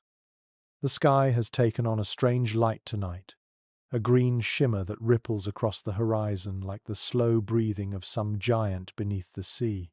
The crew gathers at the rail, necks craned, their faces washed in ghostly color. Even the captain steps out from his cabin, his breath hanging in the frozen air. The sight silences everyone. The glow bends and twists above the black water, its movement too slow to be wind, too alive to be cloud. You have never seen the heavens behave like this. It feels like watching the world remember something ancient. An account from a 15th century sailor mentions sky fires appearing during northern voyages, lights so bright they could read their maps by them. He called them the lanterns of lost souls. Later, scholars would name the same phenomenon the aurora, but you prefer the sailor's version. It sounds closer to truth. The boy tugs your sleeve. "Are they spirits?" he whispers. You look up at the lights again, the way they shimmer and curl like fabric in slow motion. "Maybe," you answer. "If they are, they're gentle ones." The glow deepens, spilling green and violet across the deck. Even the ice on the ropes seems to glitter with borrowed color. The sea mirrors it, rippling with faint reflections that make it hard to tell where water ends and sky begins. A log from a Hanseatic ship recorded a strange event. During nights when the lights danced brightest, the sea sometimes shone too, filled with pale fire from unseen creatures below. The writer claimed he could see his reflection glowing. You look down now, and for a heartbeat, you see it too, the faint glimmer of movement beneath the waves. Someone murmurs a prayer. Another whispers that it's bad luck, a warning from the dead. A third laughs softly, as if the fear itself is too cold to grip. You just watch, the colors washing over your face. The beauty feels both comforting and wrong, as if the universe has forgotten that you're supposed to be miserable. The boy cups his hands to the sky as if trying to catch the light. His breath fogs, blending with the glow. "Do you think it's warm up there?" he asks. You almost answer yes. Then you see something in the water, a pale shape gliding just beneath the surface. It moves like a shadow, long and slow. The others see it too. The murmurs stop. For a long moment no one breathes. Then it vanishes, leaving only light and silence. A sailor breaks the stillness. "Whale," he says, his voice uncertain, or something pretending to be. The men laugh nervously. The cook mutters, "If it's pretending, let it keep pretending." No one knows for sure what they saw. Some claim it was a whale. Others insist it was a ship of ghosts sailing below. There are old tales of spectral vessels that appear in frozen seas, lit from within by strange green flames. Scholars later suggested they were tricks of the aurora reflected on ice. But out here, Explanations mean little. Belief has more weight than reason when the world glows like this. The boy leans against the rail, eyes wide. "It's beautiful," he whispers. You nod slowly. "It is," you reply, though a part of you wonders if beauty this deep in winter is a kind of warning. The light shifts again, pale green giving way to a faint blue that feels almost cold to look at. It flickers across the faces of the crew, softening the lines of exhaustion. For the first time in weeks, everyone stands still without shivering. The sea seems to listen too, calm and heavy, reflecting the sky's strange fire. You remember reading a fragment from an Icelandic manuscript that claimed the lights were the breath of whales under ice. The ancients believed the creatures exhaled stars through the water, their souls glowing as they sang. You can almost imagine it now, the sea alive with music too deep for human ears. The captain finally speaks. "Back to work," he says quietly, though there is no anger in his tone. The spell breaks gently. The men disperse, still glancing upward as they go. The boy lingers, unwilling to look away. You stay beside him a moment longer, both of you silent. When the last glow fades, darkness returns like a tide. The ship creaks, the sea breathes. The illusion ends, yet the afterimage remains in your mind, vivid and unreal. You blink, and the world feels smaller again. Historians still disagree on how much sailors understood about the aurora. Some writings describe awe, others fear. You think they understood enough. They knew that beauty at sea was never just decoration. It was a message, even if no one could read it. The boy sighs. "It's gone," he says softly. You rest a hand on his shoulder. The sea hides its gifts. You tell him. "It shows them only to prove it can." He nods, not quite understanding, but the answer pleases him anyway. As you return to your place by the mast, you glance once more at the sky. A faint shimmer remains, just a whisper of green among the stars. It feels like a promise, or perhaps a memory, lingering to remind you that even in the cruelest cold, there are moments when the world still remembers how to shine. You close your eyes and breathe. The light fades from your vision, but its warmth, imagined or not, stays behind. Morning comes wrapped in fog so thick it feels like a second ocean, one made of air instead of water. You can barely see the length of the deck. The sails hang limp, heavy with dew, and the ropes glisten like wet hair. Every sound is muted, swallowed by the mist. Even your breath seems hesitant to leave your chest. The captain stands at the helm, his hand resting on the wheel. His eyes flick between the sea and the compass nailed beside him. The needle trembles but doesn't settle. He frowns, taps the glass, then taps it again. It spins lazily before freezing at an angle that points nowhere. You hear the low murmur ripple through the crew. Everyone knows what that means. The compass has frozen, trapped by the night's chill. The ship is blind. Old records describe this moment as one of the sailors' greatest fears. Navigation was never certain to begin with, but when the compass stiffened, the sea became endless. Some captains swore by the stars, others by instinct. Some simply prayed. You watch your own captain now, his breath clouding the glass, trying to thaw the frozen needle with patience instead of panic. The boy leans beside you, his voice a whisper. "Can't he just heat it with a candle?" You shake your head. One spark, and this whole ship burns. We wait. The waiting feels heavier than the cold. A sailor kneels beside the compass and opens a small pouch of sand. He sprinkles it gently over the glass, muttering a few words under his breath. You have seen him do it before. He believes the earth will guide the metal back to life if it tastes soil again. The others pretend not to watch, but every man on deck leans slightly closer. The needle twitches once, twice, then holds steady. A small cheer breaks out, thin and uncertain, but relief all the same.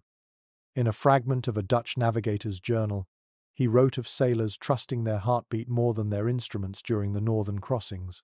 "If the heart beats steady," he said, "the ship will follow." You think of that now as you feel your own pulse, slow and stubborn beneath your coat. The fog thickens, and the world shrinks until it contains only wood, breath, and the faint smell of salt. The sea could be calm or boiling beneath you. There's no way to tell. The captain orders a man to sound the depth. The line goes overboard, the lead weight sinking into silence. When he hauls it up, the rope comes back dripping and cold, the number of knots telling you only that the sea is deeper than comfort. A faint creaking sound echoes somewhere behind the fog. The men stiffen, each glance turning to the other. The sound comes again, slow and deliberate. "Another ship," someone whispers. The captain raises a hand for silence. The fog presses in like a curtain. Then the sound fades, leaving nothing but the slow drip of water from the sails. Later, when you tell the story, you will say it was a whale or drifting ice. But in that moment, it sounds like company, the sort that doesn't breathe. An old superstition said that when the compass froze, the souls of drowned sailors walked beside the ship, guiding it for a price. No one ever agreed on what the price was. You hope it's only fear, because you've already paid plenty. The boy tries to joke, "Maybe they're here to steer for us." His voice wavers despite the smile. You ruffle his hair and say, "Then let's hope they know where we're going." You move to the side of the ship, staring into the fog. The water below is barely visible, a grey surface trembling like glass. Every ripple seems alive. The fog muffles the sound of your heartbeat until you can't tell if it belongs to you or the ship. By afternoon, the sun struggles through the haze, a pale circle that offers no warmth, but at least a direction. The captain nods to the helmsman, and the crew moves again, the ropes creaking as the sails catch a reluctant wind. The ship turns slowly, cautiously, until the faintest hint of motion hums through the deck. A curious fact from maritime history notes that some crews carried two compasses, one for navigation, one for faith. The second was buried in a small chest of earth from home, kept hidden in the captain's quarters. It was never used but always checked when the real one failed. You imagine your captain has something like that tucked away. You hope he does. The boy sits near the bow, tracing circles on the deck with a bit of chalk. "If we can't see where we're going," he says, "how do we know we're not sailing in circles?" You watch the fog shift, endless and white. "Maybe we are," you say. "But if we keep moving, the circle might still lead somewhere new." He considers this and nods, satisfied with the logic of it. As dusk approaches, the fog finally begins to thin. Shapes reappear, the curve of the mast, the outline of the sails, the faint suggestion of horizon. The compass needle quivers once more and points north again, steady as breath. The crew exhales in unison, a sound that feels almost like laughter. The captain closes the compass and pockets it carefully, as though handling a fragile truth. You notice the way his fingers linger on the glass, the tenderness of a man who has seen too many miracles disguised as coincidence. Night returns quietly. The fog lingers at the edges of the sea, glowing faintly in moonlight. The air smells cleaner now, sharper. The boy leans on the rail beside you, eyes half closed. "Do you think the compass really froze?" he asks. "Or did we?" You smile, not sure you know the difference. Above, the stars return, countless and cold. You breathe in deeply and feel something shift inside you, a tiny spark of faith in direction, not in tools or maps, but in the stubborn rhythm of movement. As long as the ship drifts, you decide you are still home. The next night arrives without warning, slipping across the water like ink spreading on parchment. The wind drops away and the cold grows heavier, pressing into every seam of clothing, every crack in the deck. The air feels thick enough to drink, the kind that freezes words before they leave your mouth. You sit near the main mast, rubbing a small piece of bone between your palms.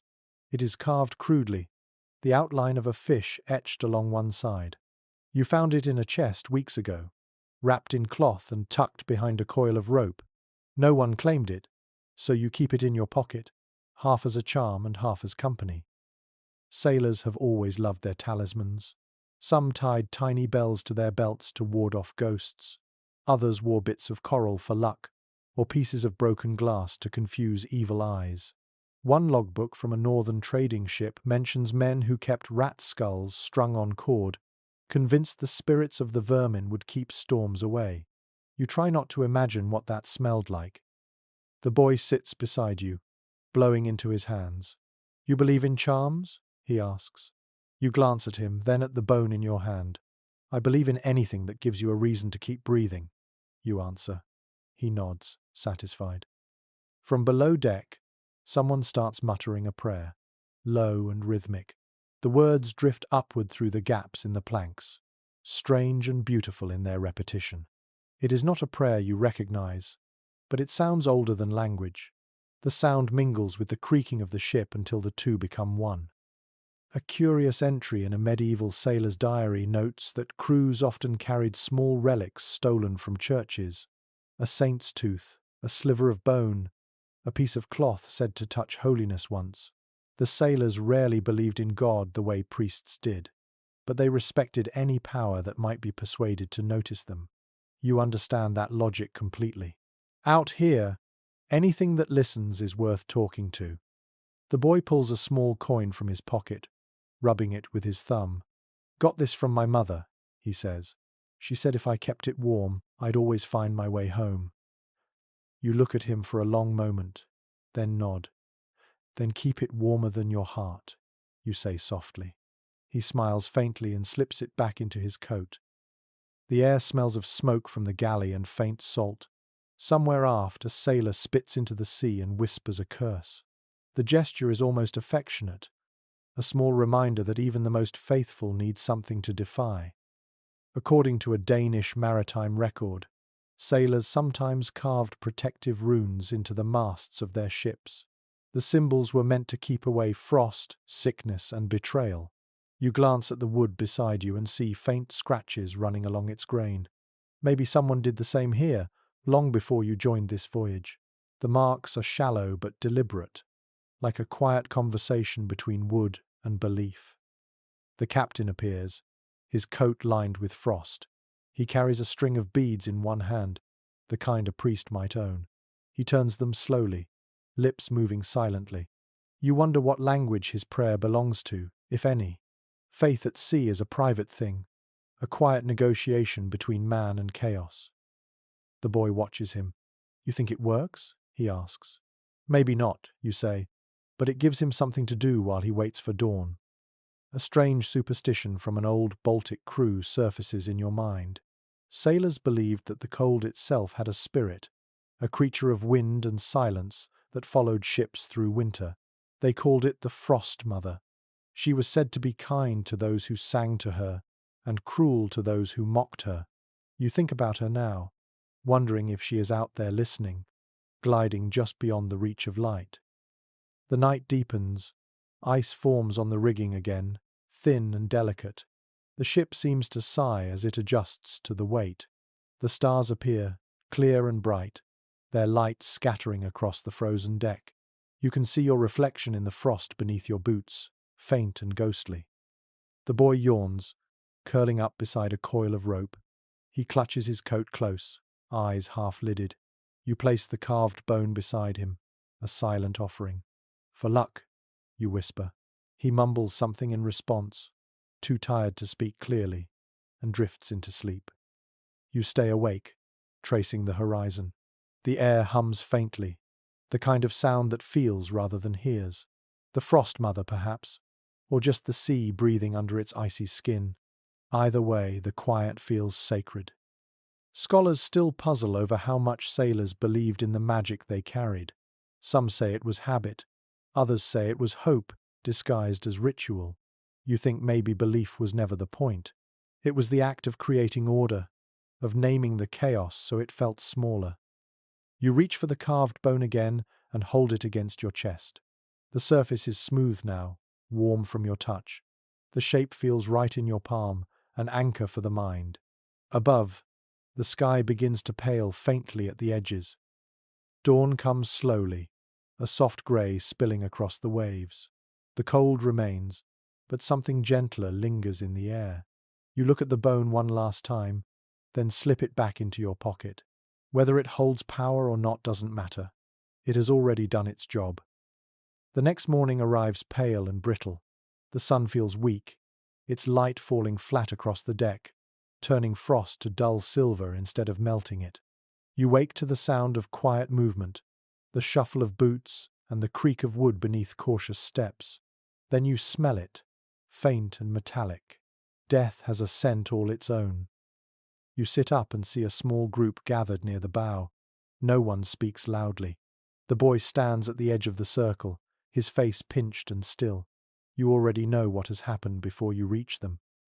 A sailor lies on the deck, wrapped in a piece of canvas once used to cover barrels.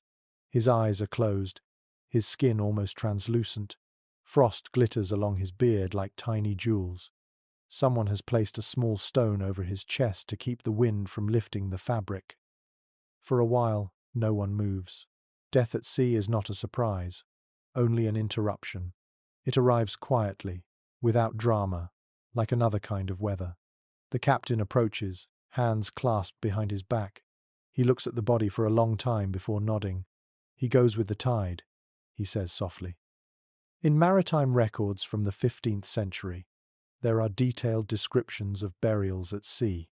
The body was usually sewn into canvas with heavy weights at the feet, a final kindness to keep it from returning to the surface. Sometimes a Bible verse was read. Sometimes nothing was said at all. The sea was both grave and witness. The cook steps forward, holding a needle and thread. He kneels beside the body and begins to stitch the canvas closed. His hands shake slightly, though not from cold. Each puncture of the fabric makes a soft popping sound, a rhythm that fills the silence. The boy watches, eyes wide but dry. A curious tradition is mentioned in one old sailor's journal. The final stitch was always made through the nose. It was said to ensure the man was truly gone, not merely asleep. You watch now as the cook makes that last careful motion, then ties off the thread. No one flinches. Ritual is a shield against thinking too much. When the sewing is done, the men lift the body gently and carry it to the rail. The captain opens his coat and removes a small flask. He pours a measure of rum over the canvas, murmuring words too low to catch. The smell mixes with the cold air, sharp and sweet. The boy whispers, "What was his name?" No one answers right away. Finally, the quartermaster says, "He was called Jakob." The name hangs in the air for a moment, thin and fragile. Then the captain nods again. "Let him rest." They tilt the body, and it slides over the side with a quiet splash. The sea swallows him without protest. There is no echo, no wave, no ripple left behind. Just the faint impression of motion that fades almost instantly. For a long time, no one moves. The sound of the ship resumes slowly, the creak of wood, the sigh of the wind, the endless rhythm of survival. The captain wipes his hands on his coat and walks away. The cook collects his needle, his face unreadable. The boy remains at the rail, staring into the water. In the diaries of Arctic explorers, it is written that sailors often spoke to the sea after a burial, as though informing it of a new companion. You find yourself doing the same now, whispering a few words you can barely hear. They mean nothing and everything. The boy turns to you after a while. "Do you think he felt anything?" he asks. You think about frost on skin, about sleep so deep it becomes surrender. "No," you say. "He was already somewhere else." The boy nods but does not look convinced. A strange superstition resurfaces from a memory you once read. Some crews believed that the spirits of the dead travelled in the wind, guiding ships away from storms. When the air grew calm after a burial, it was taken as a sign of approval. You glance at the sails now and notice how still they are. The sea looks like glass. The boy breathes out slowly. "Do we mark his name anywhere?" You shake your head. The sea keeps its own records. He frowns at that. "Then who remembers him?" You hesitate. "We do," you say finally, "until someone remembers us." The air grows colder again, but quieter too. The moment feels suspended, a pause before life resumes its motion. The cook returns to the galley, the quartermaster checks the ropes, and the captain stares at the horizon as if trying to find the line between duty and grief. Historians still debate whether pirate crews were more merciful or more practical when death came. Some accounts speak of prayers and ceremony. Others suggest a body might be gone before sunrise to save time. You think perhaps both can be true. Out here, mercy and practicality wear the same face. Night comes early. The sea glows faintly in the moonlight, calm and endless. You lean against the rail where Jakob went overboard and listen to the water breathing below. The sound is steady, like a heart that belongs to no one. The boy sits beside you, silent for a long time. Then he says softly, "Maybe he's warm now." You don't answer. You just nod, watching the place where the water shifts, imagining the weightless peace waiting below. The next morning smells of smoke and salt. The ship has drifted closer to land, though at first no one is sure where. A faint line of dark shapes emerges from the mist ahead, jagged against the pale horizon. The captain leans over the rail and squints. "Ice ports," he mutters. The word alone carries both relief and caution. You follow his gaze and see a narrow inlet lined with snow-covered rocks. Beyond it, a handful of wooden buildings huddle together like animals keeping warm. Smoke curls weakly from their chimneys. The sight of firelight feels like a promise of life after too many frozen nights. The boy beside you grins. "We're saved," he says, already imagining warm rooms and food that doesn't crunch with salt. You smile, though the captain's expression tells a different story. Shore means trade, but it also means risk. In the annals of northern trade routes, small ports like these were notorious for their shifting loyalties. They welcomed sailors one week and robbed them the next. The cold didn't breed kindness, it bred necessity. Everyone was surviving someone else's hunger. The ship creaks as it anchors near the shore. The sound of the ice grinding along the hull makes you wince. The captain orders a few men to lower a small boat. The boy jumps in before anyone can stop him. "I'll help," he insists. The captain narrows his eyes but allows it.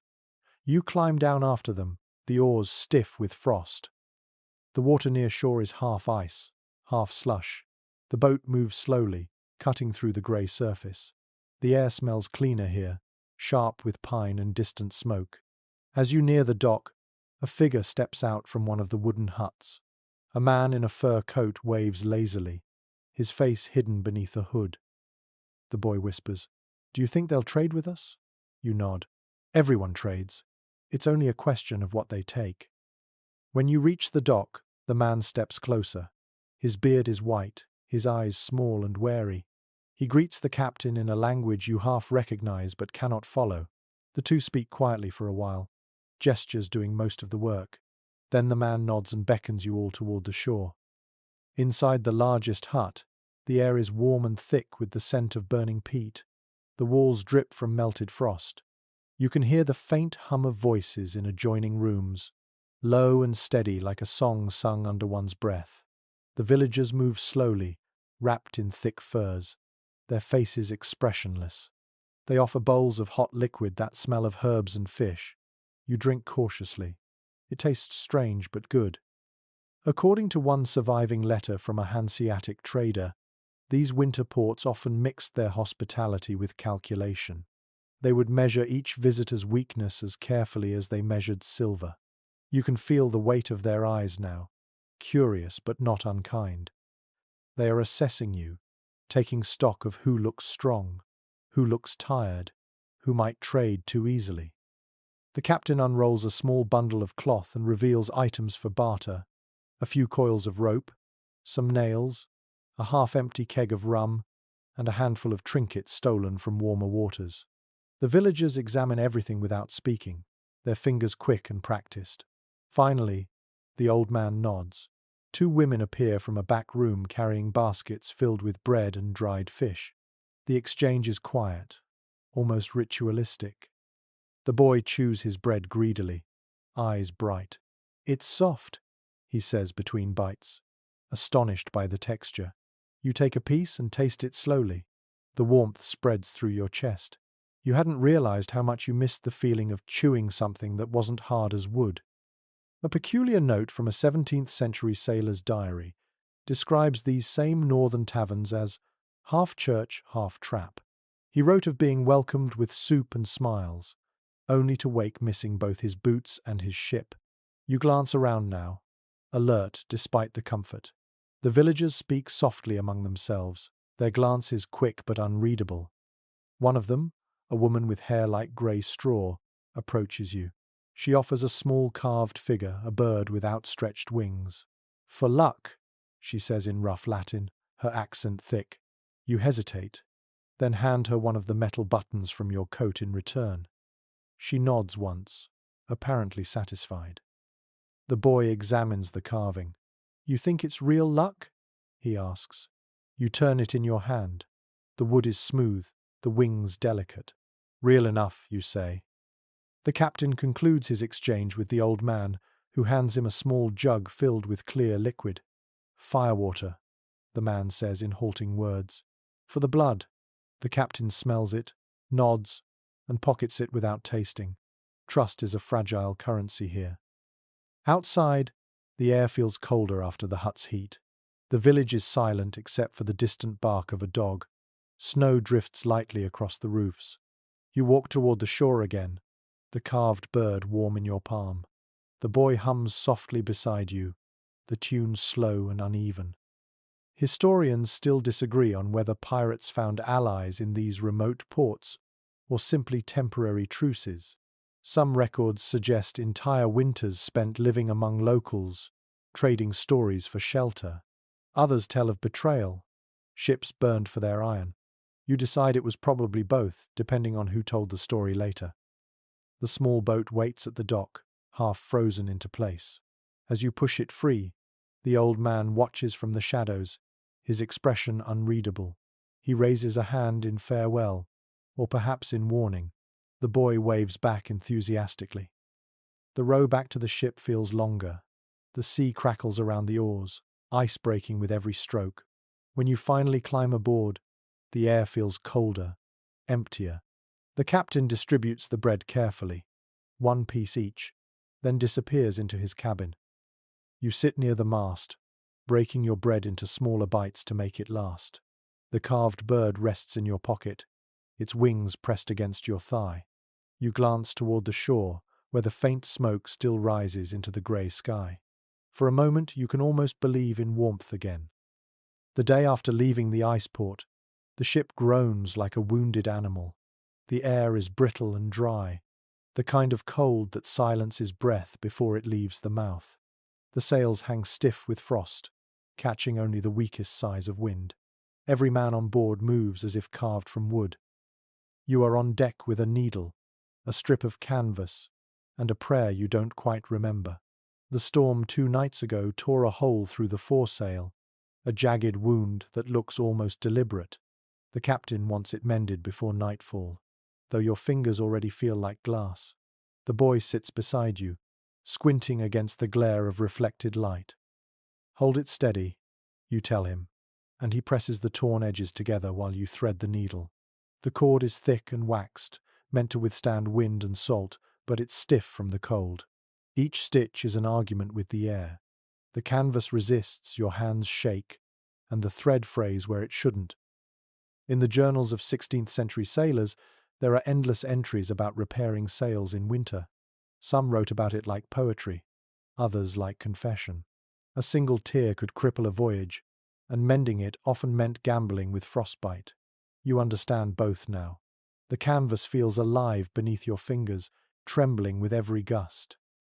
The boy asks, "Didn't they ever have spares?" You shake your head. Spares don't last long when the wind hates you. He laughs softly at that, though his breath comes out in white clouds. The needle slips and pricks your thumb. A bright bead of blood forms instantly, startling against the pale skin. You watch it freeze almost at once, a tiny ruby turned to glass. The boy stares.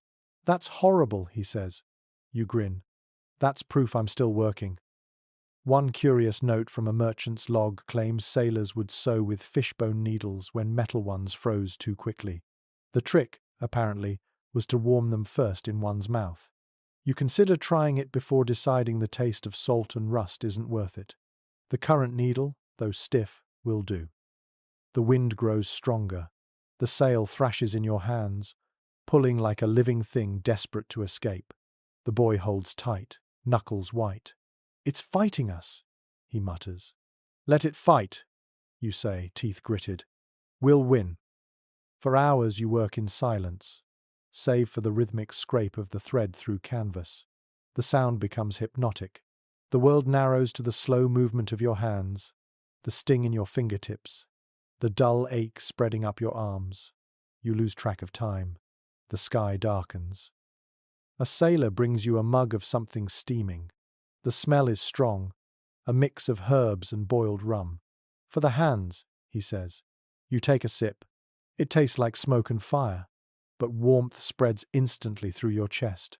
The boy drinks too quickly and coughs. The men laugh quietly, grateful for distraction. An old story told among shipwrights claims that sails repaired under moonlight held longer than those mended by day. The reasoning was simple. Moonlight was calm, daylight too proud. You glance upward now and see the first pale edge of the moon rising behind a curtain of clouds. The light catches on the freshly stitched seam, making it shimmer faintly. You decide to believe the story, if only for luck. The captain appears near the helm, his coat buttoned tight, his face unreadable. He watches you work for a long moment, then nods once. "Good enough," he says. Praise from him is rare, and you feel it settle warmly in your chest. The boy beams with pride. The repaired sail catches a weak gust of wind and billows gently. The sound of it fabric filling, ropes tightening, is the most hopeful noise you've heard in weeks. The ship shifts, moving forward again, slow but steady. The crew lets out a quiet cheer, more sigh than shout, but real. You rub your hands together, feeling the stiffness ease slightly. The tips of your fingers are cracked, the skin raw and split, but the warmth returning to them feels like victory. The boy grins and says, "You think it'll hold?" You nod. It has to. Researchers today still wonder how sailors managed such delicate work in freezing conditions. Some suggest they used their breath to thaw the fabric. Others think they worked entirely by touch, guided by memory and instinct. Standing here, you suspect the answer is simpler. They just did it because they had no choice. The wind picks up again, and the repaired sail flutters confidently above you. The sound is sharp, but clean, like laughter in the dark. The boy leans against the mast, exhausted but smiling. "You think the sea noticed?" he asks. "She always notices," you reply. "She just doesn't always care." The horizon burns faintly pink as the last light of day touches the clouds. You sit back, flexing your aching hands, and watch the sails strain against the wind. The ship seems to move with new purpose, cutting through the water with quiet strength. You glance down at the boy, already asleep, his face half buried in his coat. The repaired seam glows softly in the moonlight above you, a thread of stubbornness holding the world together. You smile at the thought and close your eyes, letting the sound of the sails fill the silence. By dawn, the wind has shifted again, sharp and unkind. The cold no longer hides in corners. It moves through everything, a quiet predator with endless patience. You wake to the sound of someone groaning below deck, a low and rhythmic noise that doesn't belong to sleep. When you climb down the ladder, you already know what you'll find. The ship's barber surgeon is bent over a man lying on a barrel lid, the air thick with the smell of salt, sweat, and something worse. The patient's foot is blackened, the skin hard as bark. Frostbite. You have seen the early stages before, white patches on fingertips, slow numbness, but this is beyond that.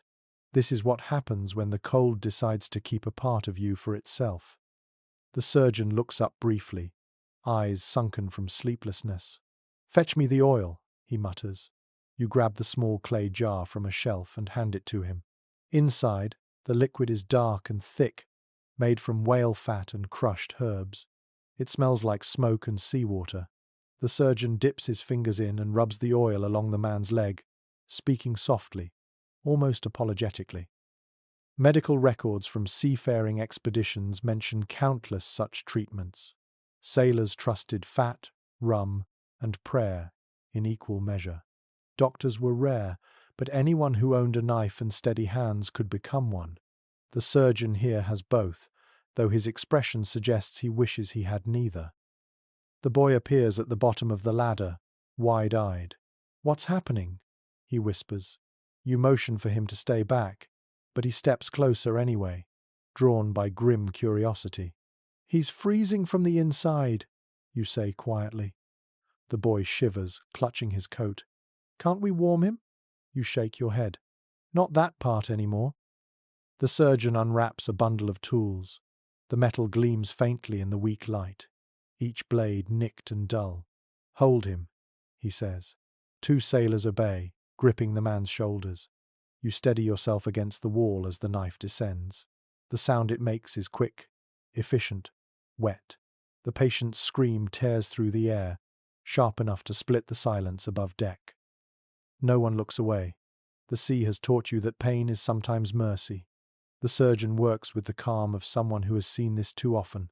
He hums under his breath, a soundless tune, perhaps to drown out what he's doing. The air fills with the metallic tang of blood and the heavy sweetness of oil. In the logbook of a 16th century privateer, a surgeon described using brandy to clean wounds and dull pain. When supplies ran out, he resorted to vinegar and snow. You wonder what this man would give for either right now. The boy stands frozen, eyes wide. You touch his shoulder gently. "Go above," you tell him. "You don't need to see." He hesitates, then shakes his head. "If they can do it, I can watch." His voice cracks, but he doesn't move. The surgeon finishes the cut and binds the stump with a strip of linen. The bleeding slows. The man slumps back, unconscious or perhaps grateful to be so. The surgeon wipes his knife on his sleeve and exhales shakily. "He'll live," he says, "if the sea allows it." You hand him a cup of rum, the last from the ration. He drinks it in one swallow. "Frost takes faster each year," he mutters, "as if it remembers our names." You don't answer. Some thoughts deserve silence. The boy crouches beside the patient, staring at the bundle that used to be a foot. "It looks small," he says softly. "Everything looks small after it's gone," you reply. Later, the captain comes down to check the injured man. He stands at the edge of the light, saying nothing. When he finally speaks, his voice is quiet. "Throw the rest of the oil overboard," he orders. "It will spoil before morning." The surgeon hesitates. "We might need it." The captain shakes his head. "It carries death now." There is a strange logic in such superstition. Historians note that sailors often destroyed anything associated with sickness or loss, as though the sea itself demanded an offering. The act was half precaution, half exorcism. You watch the surgeon toss the jar into the waves later that night. The sound of it hitting the water is soft, almost polite. When the deck quiets again, you sit near the mast, staring at your hands. The smell of oil still clings to your skin. The boy sits beside you, silent. After a while, he asks, "Do you think it hurts after?" You look at him and shake your head.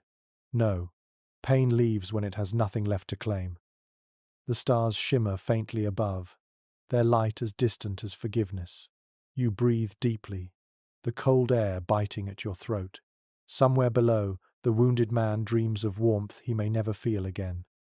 A fragment from a sailor's letter surfaces in your mind. He wrote that frostbite was the sea's way of marking those it chose not to drown.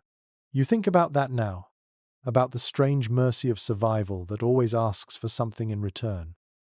The boy leans against you, his small body trembling. You place your arm around his shoulders. "Keep moving," you whisper. "Keep warm." The sea takes what stands still. He nods, eyes heavy with exhaustion. The ship rocks gently. The wind sighs through the rigging, and the world narrows to the quiet rhythm of breath and heartbeat. The night is long, but you keep breathing, both for yourself and for the man below who cannot. The days have started to blend together, each one folded neatly into the next like pages left out in the rain.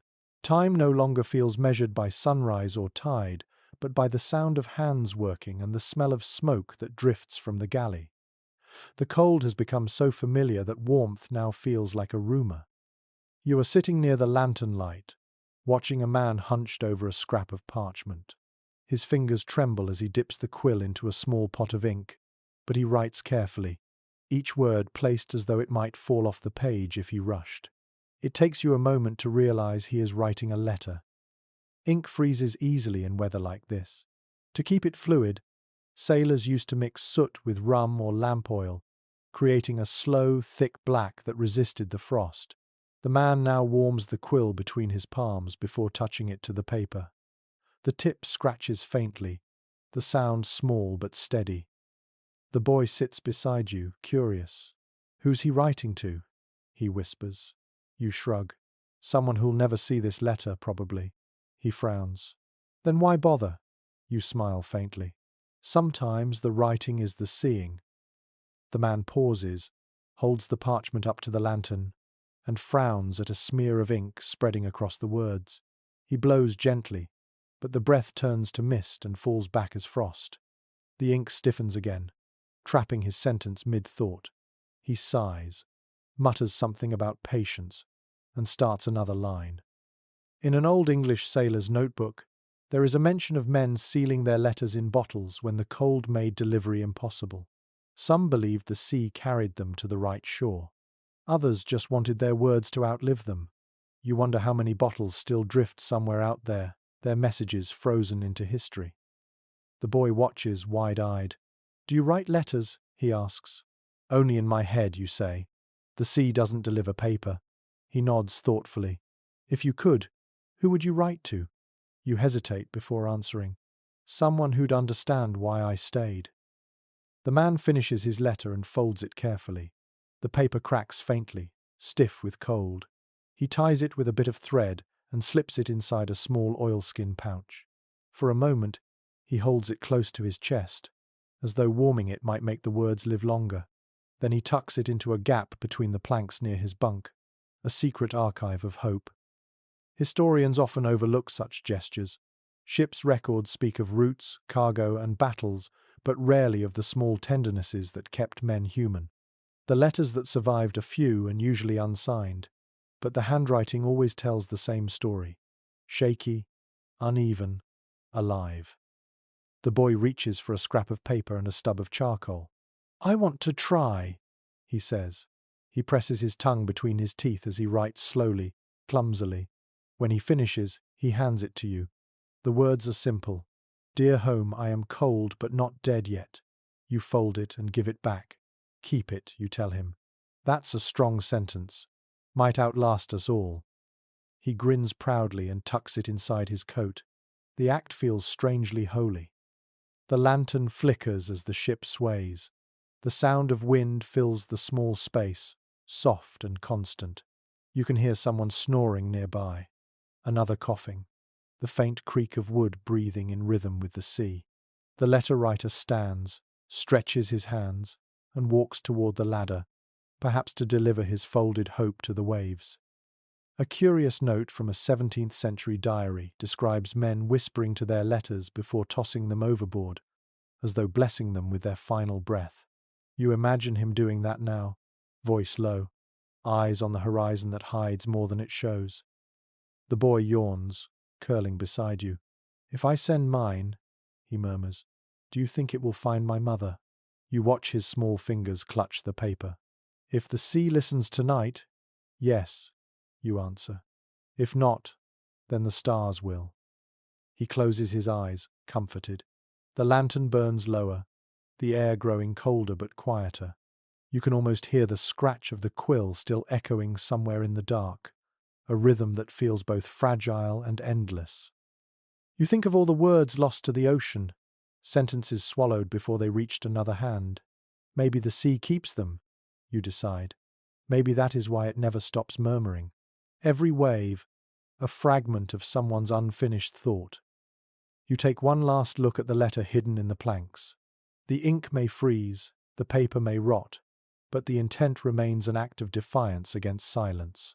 You smile, suddenly certain that words, like warmth, are never truly lost. They just change form. The air that night feels different, softer somehow, though still sharp enough to sting when you breathe too quickly. The sky above the mast is clear, the stars crowding together like frost crystals clinging to the dark. You lie on your back, watching them flicker, each one a frozen ember that refuses to die. The ship creaks gently beneath you, its rhythm almost like a lullaby. Sleep comes in fragments these days. You drift between waking and dreaming, never sure which feels more real. The line between exhaustion and peace has blurred. You close your eyes and listen to the sea's quiet murmur, that endless conversation of wind and water. It almost sounds like words. The boy sleeps beside a coil of rope, curled tightly like a cat. His breath comes out in thin puffs, rising and vanishing into the cold air. You pull your coat tighter around him. The sound of his breathing steadies you. Legends among sailors spoke often of dreams at sea. Old stories said that when men fell asleep under the open sky, their minds drifted into the water, carried by invisible tides. Some claimed they met spirits there, guardians of the deep, the kind that gave warnings or comfort in whispers. You used to laugh at those tales. Tonight, you almost hope they are true. The stars seem to ripple, reflecting faintly in the black water below. For a moment, it looks as though the ship is sailing between two skies, one above and one beneath. You close your eyes again and breathe deeply, letting the rhythm of the waves guide you. A sound begins to form in your half-dreaming mind, a low hum that rises and falls like a chant. At first, you think it is wind caught in the rigging, but it changes too smoothly to be chance. You open your eyes and see nothing, yet the melody remains. It is warm somehow, threading through the cold. In an obscure Norse folktale recorded centuries later, sailors told of the ice spirits, beings who hummed over sleeping men to keep their hearts from freezing.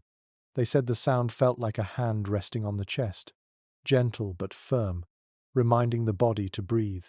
You feel that now, a steady pulse of warmth just beneath your ribs. The boy stirs, mumbling in his sleep. His face relaxes, a faint smile playing across his lips. Whatever he is dreaming, it must be kind. You envy him that simplicity. The hum continues, weaving through the ship like invisible smoke. You turn your head toward the horizon and see faint light glimmering on the water's surface, pale blue and slow-moving. For a moment, it looks like stars have fallen into the sea. The glow widens, spreading beneath the hull in a quiet swirl. It feels alive. Sailors once called this glow sea fire. Scientists would one day name it bioluminescence, but the word means little compared to the sight. To those who saw it for the first time, it was magic made visible. Some said it was the souls of drowned sailors guiding the living. Others believed it was a message from the moon itself. You reach out, trailing your fingers along the wet railing. The glow responds faintly, a ripple of light curling toward your hand. The hum grows softer, almost like breathing. You are no longer sure whether it is sound or imagination, but you find you don't care. The boy wakes suddenly, blinking in confusion. "Why's the water shining?" he asks sleepily. You smile. "The sea is dreaming too," you say. He peers over the rail, eyes wide with wonder. "It's beautiful," he whispers. You nod. "Even the cold has its beauty, if you stay long enough to see it." He leans closer, resting his chin on his arms. "Do you think they're real?" he asks quietly. "The spirits?" You look at the glowing water again, its slow dance beneath the ship. "Maybe not real like you or me," you say, "but real enough to visit when we need them." The hum fades gradually, replaced by the sound of wind stirring in the rigging. The glow dims, slipping back into darkness until the sea is black again. The boy sighs, disappointed. "It's gone." You shake your head. "It never really leaves. We just forget how to see it." He settles beside you again, pulling his coat tighter. "I dreamed of my mother," he says softly. "She was cooking, and it was warm." You smile faintly. "Keep dreaming it," you tell him. "Dreams have their own heat." He nods and drifts back to sleep. You stay awake a little longer, watching the last faint shimmer beneath the hull.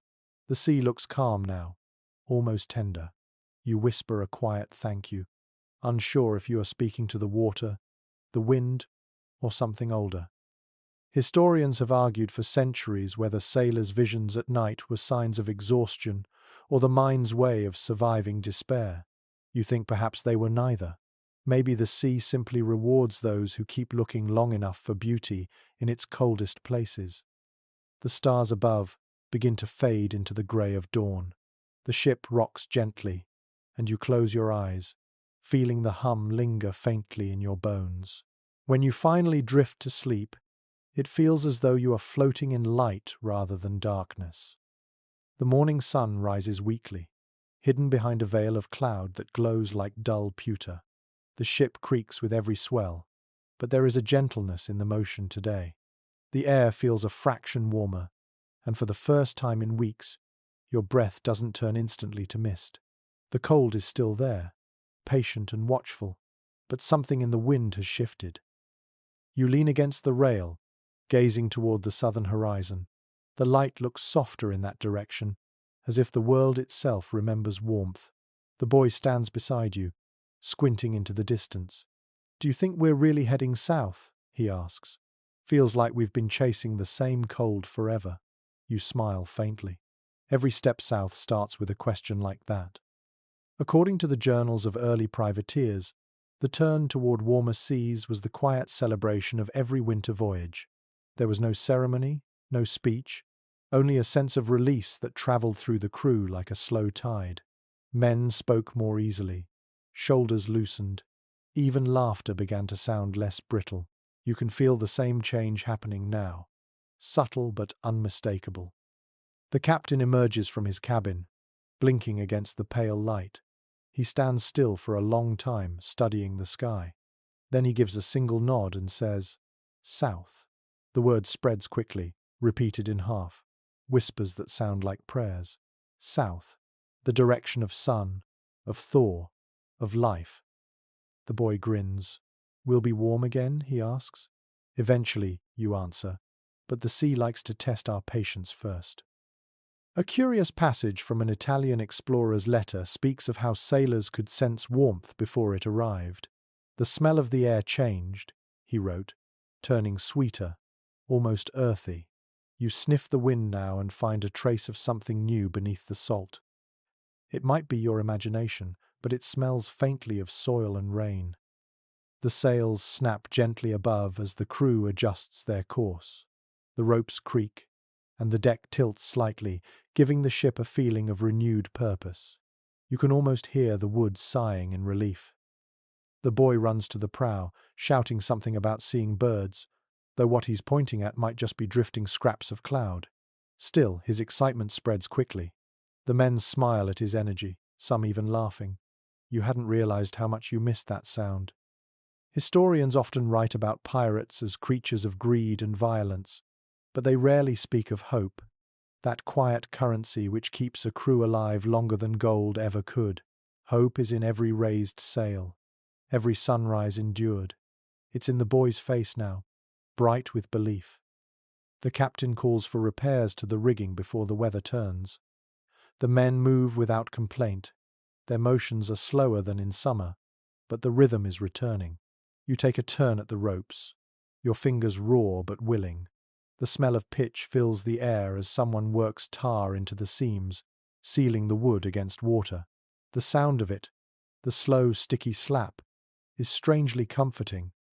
As you work, the boy hums behind you, the same tune from nights before, though it sounds lighter now. "That song again, you say?" He shrugs. "Keeps my hands from freezing." You grin, then keep singing. By midday, the sky brightens. A faint strip of blue appears between the clouds. The crew pauses to stare, blinking as if their eyes have forgotten color. The boy tilts his head back and laughs. It's such an honest sound that even the captain smiles. In one sailor's log from the 15th century, he described how men heading south would remove their gloves just to feel sunlight on their skin again, even when it burned. You decide to do the same. The warmth is barely there, but it feels real enough to chase away the ache in your fingers. The boy asks, What will we see first when it gets warm? You think for a moment. Birds, maybe whales, maybe even green on the shore. He nods eagerly. And food that isn't soup? You laugh. If the sea is kind. The hours drift by. The sails fill steadily. The ropes hum softly, and the sea changes colour from grey to something deeper, almost blue. The frost that once clung to the deck begins to weep in tiny droplets.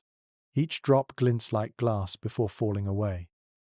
As evening comes, the temperature stills at a point just above freezing, which feels almost luxurious. The crew eats their rations without shivering. The cook even hums a tune as he stirs the pot. You watch the steam curl upward and feel, for the first time, that the ship might truly survive the winter's grip. A curious superstition written in an old whaler's diary claims that when the sea turns bluer after weeks of grey, it's because the ocean has forgiven the ship for surviving. You think about that as you watch the reflection of the dying sun ripple across the surface.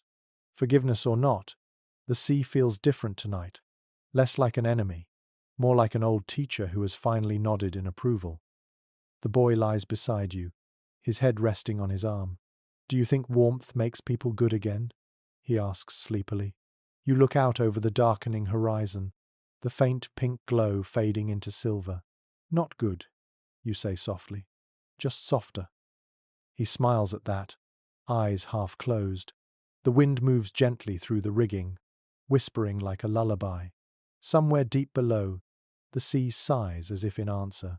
You pull your coat tighter, feeling the weight of the past weeks settling into something quiet, something almost peaceful. The night rises slowly, but the cold no longer feels like an enemy. For the first time, you can imagine a future beyond it. You close your eyes, letting the soft rhythm of the waves carry that fragile thought into sleep. By the second day of sailing south, the wind turns warmer, enough that your breath no longer lingers in the air. The sea has shifted colour again, deeper now, a grey touched with green that reminds you faintly of river water near spring. The crew moves with something that looks almost like energy. Even the ropes creak differently, their sound more alive than tired. You sit on a coil of rope near the galley, watching the boy repair a tear in his sleeve with careful stitches. His tongue sticks out slightly in concentration, his fingers clumsy but determined. You're getting good at that, you tell him. He grins without looking up. I learned from watching you fix sails. You nod. Then you'll survive longer than most. The captain stands at the bow, his coat open for the first time in weeks. His hair whips in the breeze, and his eyes are fixed ahead. The sun has found enough strength to cast shadows again. They fall across the deck like soft ropes, pulling the world back into motion. A rare account from a 16th century navigator describes how men changed when leaving the frozen north. Their voices grew louder, their steps lighter, their tempers kinder. Warmth, he wrote, makes saints of sailors. You think about that now as laughter begins to return to the deck. Someone produces a battered violin from a crate, its strings slightly rusted but still able to sing. The musician tunes it slowly, listening to the sound with a small smile. When he begins to play, the melody drifts across the water like a memory too soft to disturb.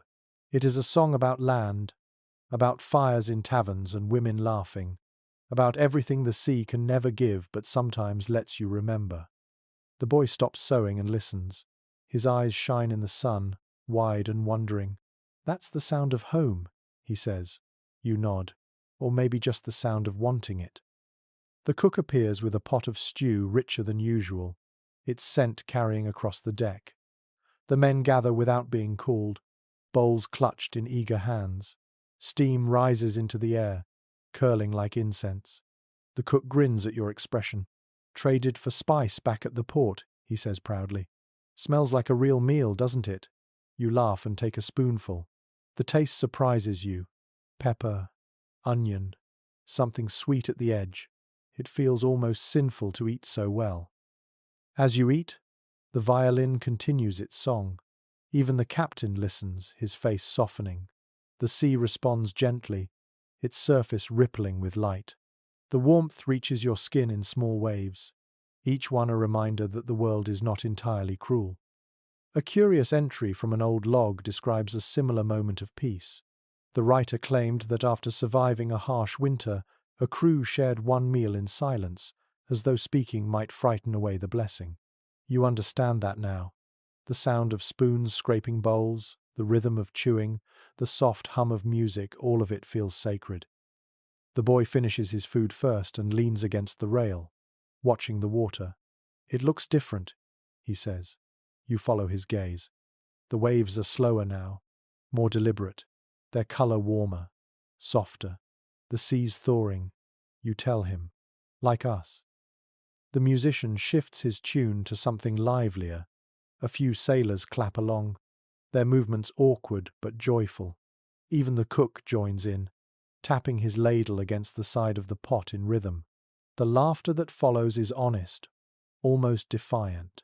For a brief, shining moment, you could almost believe this ship is a home and not a fragile miracle afloat on eternity. Historians rarely mention joy when they write about these voyages. They focus on storms and hunger, on greed and blood. But those who lived it knew that laughter was not decoration, it was armor. To laugh at the sea was to remind it that it hadn't yet won. The boy looks at you, his face glowing in the fading light. You think we'll see land soon? He asks. Soon enough, you reply. The world always gives you a glimpse before taking it back. He doesn't quite understand, but he smiles anyway. Evening comes quietly, the horizon fading into lavender. The ship glides forward, its sails full but calm. The warmth lingers like a hand resting on your shoulder. You can smell salt, wood, and faint spice in the air. The violin slows, its final notes stretching out until they vanish completely. No one speaks. The silence feels earned. You glance up at the stars, which are clearer now, less icy, more golden. The constellations look familiar again. There, you whisper to the boy, pointing. That one's called the Road South. He frowns. I've never heard of it. You smile. That's because sailors make new constellations when they survive old ones. He laughs softly. Then what happens when we run out of sky? We invent another, you say, and he nods as though it's the simplest truth in the world. As the ship drifts on, the air cools again, but it no longer bites. The frost is gone from the ropes, the deck feels less cruel beneath your feet, and for the first time in many nights, the idea of sleep doesn't feel dangerous. You sit a while longer, listening to the quiet lapping of waves against wood. The sound feels like forgiveness. You close your eyes, resting your head against the mast. The warmth within you is small but steady, a flame carried from everything you have endured. The sea stretches out before you, endless but no longer indifferent. You let the rhythm of it fill your thoughts until they dissolve into calm. The dawn comes golden, not grey. The sky opens in slow colour, a wash of pale amber spreading across the sea, until even the frozen boards beneath your boots look warm again. The air smells different now, less of salt and ice, more of rain and life. You lean on the rail, feeling sunlight touch your face for the first time in what feels like forever. The boy stands beside you, squinting at the horizon. His cheeks are still thin, his hair still tangled, but his eyes shine with something that looks suspiciously like hope. Is that land? He asks. You follow his gaze. There, faint and uncertain, a dark line breaks the endless water. For a moment you think it might be a trick of light, but then the shape holds. A coastline, real and solid. You do not cheer. No one does. The moment is too fragile, too sacred for sound. The captain simply nods once, and that is enough.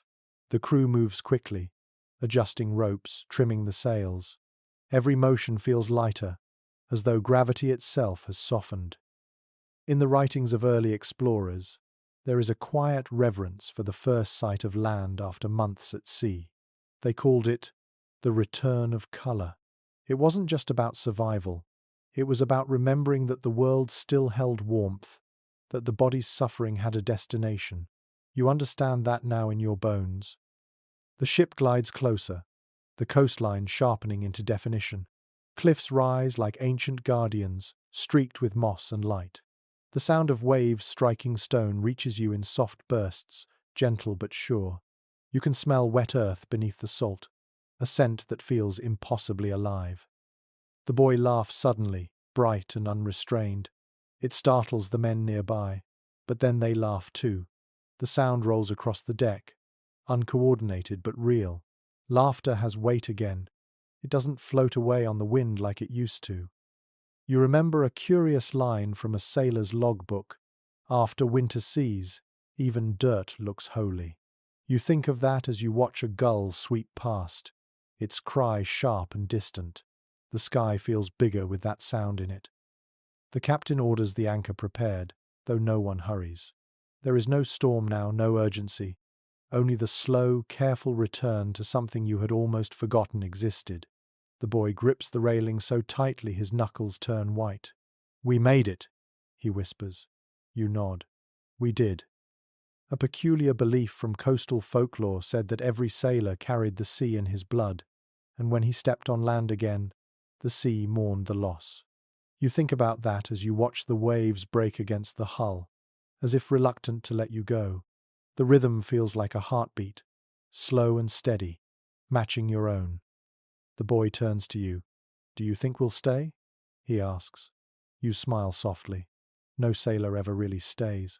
We only rest until the sea calls again. He frowns, but then nods, as if he already understands that truth somewhere deep inside. The crew begins to gather what little they own. A few coins, scraps of rope, a knife dulled by salt. You do the same, packing quietly. The carved bird the old woman gave you rests in your pocket.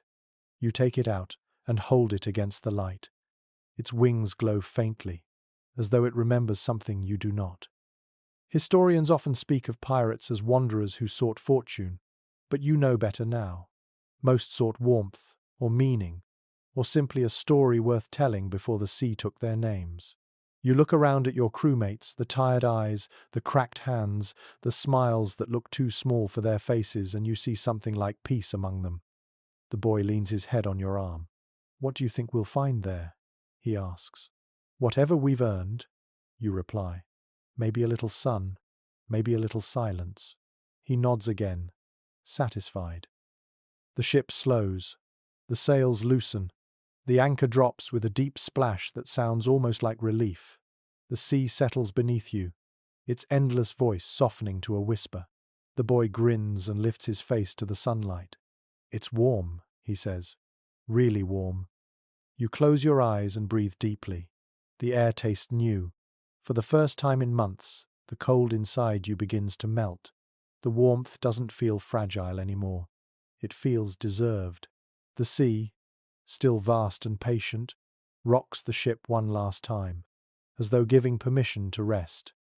No one speaks as the first small boat lowers into the water. The oars dip gently, breaking the surface with steady rhythm. The boy climbs in, clutching the carved bird in one hand. You follow, watching the ship recede behind you, its dark sails catching the morning light. It looks smaller now, like a memory that will fade but never disappear. The waves push you toward shore. The smell of earth grows stronger, the sound of gulls louder. You glance once more at the sea. It glitters like glass, serene, pretending it was never cruel. You smile, because you know better. You have learned its language. When the boat touches sand, you step into the shallow surf. The water laps at your boots, cold but forgiving. The boy runs ahead, laughing. You stand for a long time, watching the tide pull gently around your feet and whisper a quiet farewell. The sea answers with silence, which feels exactly right. And so you walk forward, leaving footprints that the next wave will erase, carrying with you the warmth of everything you refuse to lose. The night comes softly now, without fear. The sea lies calm behind you, its voice a gentle murmur fading into memory. You lie beneath a sky unbroken by clouds, the stars kind again, their light no longer cold. The air carries the smell of salt and grass, a mixture of endings and beginnings. Your body feels heavy, but it is a good weight, the kind that belongs to rest earned through effort. The ground beneath you is solid, unfamiliar after so long, yet it cradles you the way the waves once did. The boy sleeps nearby, his breathing slow and even. You can hear the faint rustle of his coat as he shifts in dreams. Somewhere far out on the water, the ship drifts quietly, a dark outline against the moonlit sea. You imagine it rocking gently, keeper of all your yesterdays. The frost has melted from its ropes. The sails hang loose and still. For the first time, you do not feel guilty for leaving it behind. You let your eyes close. The sound of the tide is softer here, almost like a heartbeat beneath the earth. The stars blur. The warmth spreads through you slowly, like candlelight filling a room. Everything you endured, the hunger, the storms, the silence now feels distant, small. You have survived the coldest nights, not through strength alone, but through the quiet persistence of being alive. The sea will remember you, in its way. And when it calls again, as it always does, you will answer with gratitude rather than fear. For now, though, there is only warmth, only breath, only the deep, endless peace of a world that has forgiven you for surviving. Sweet dreams.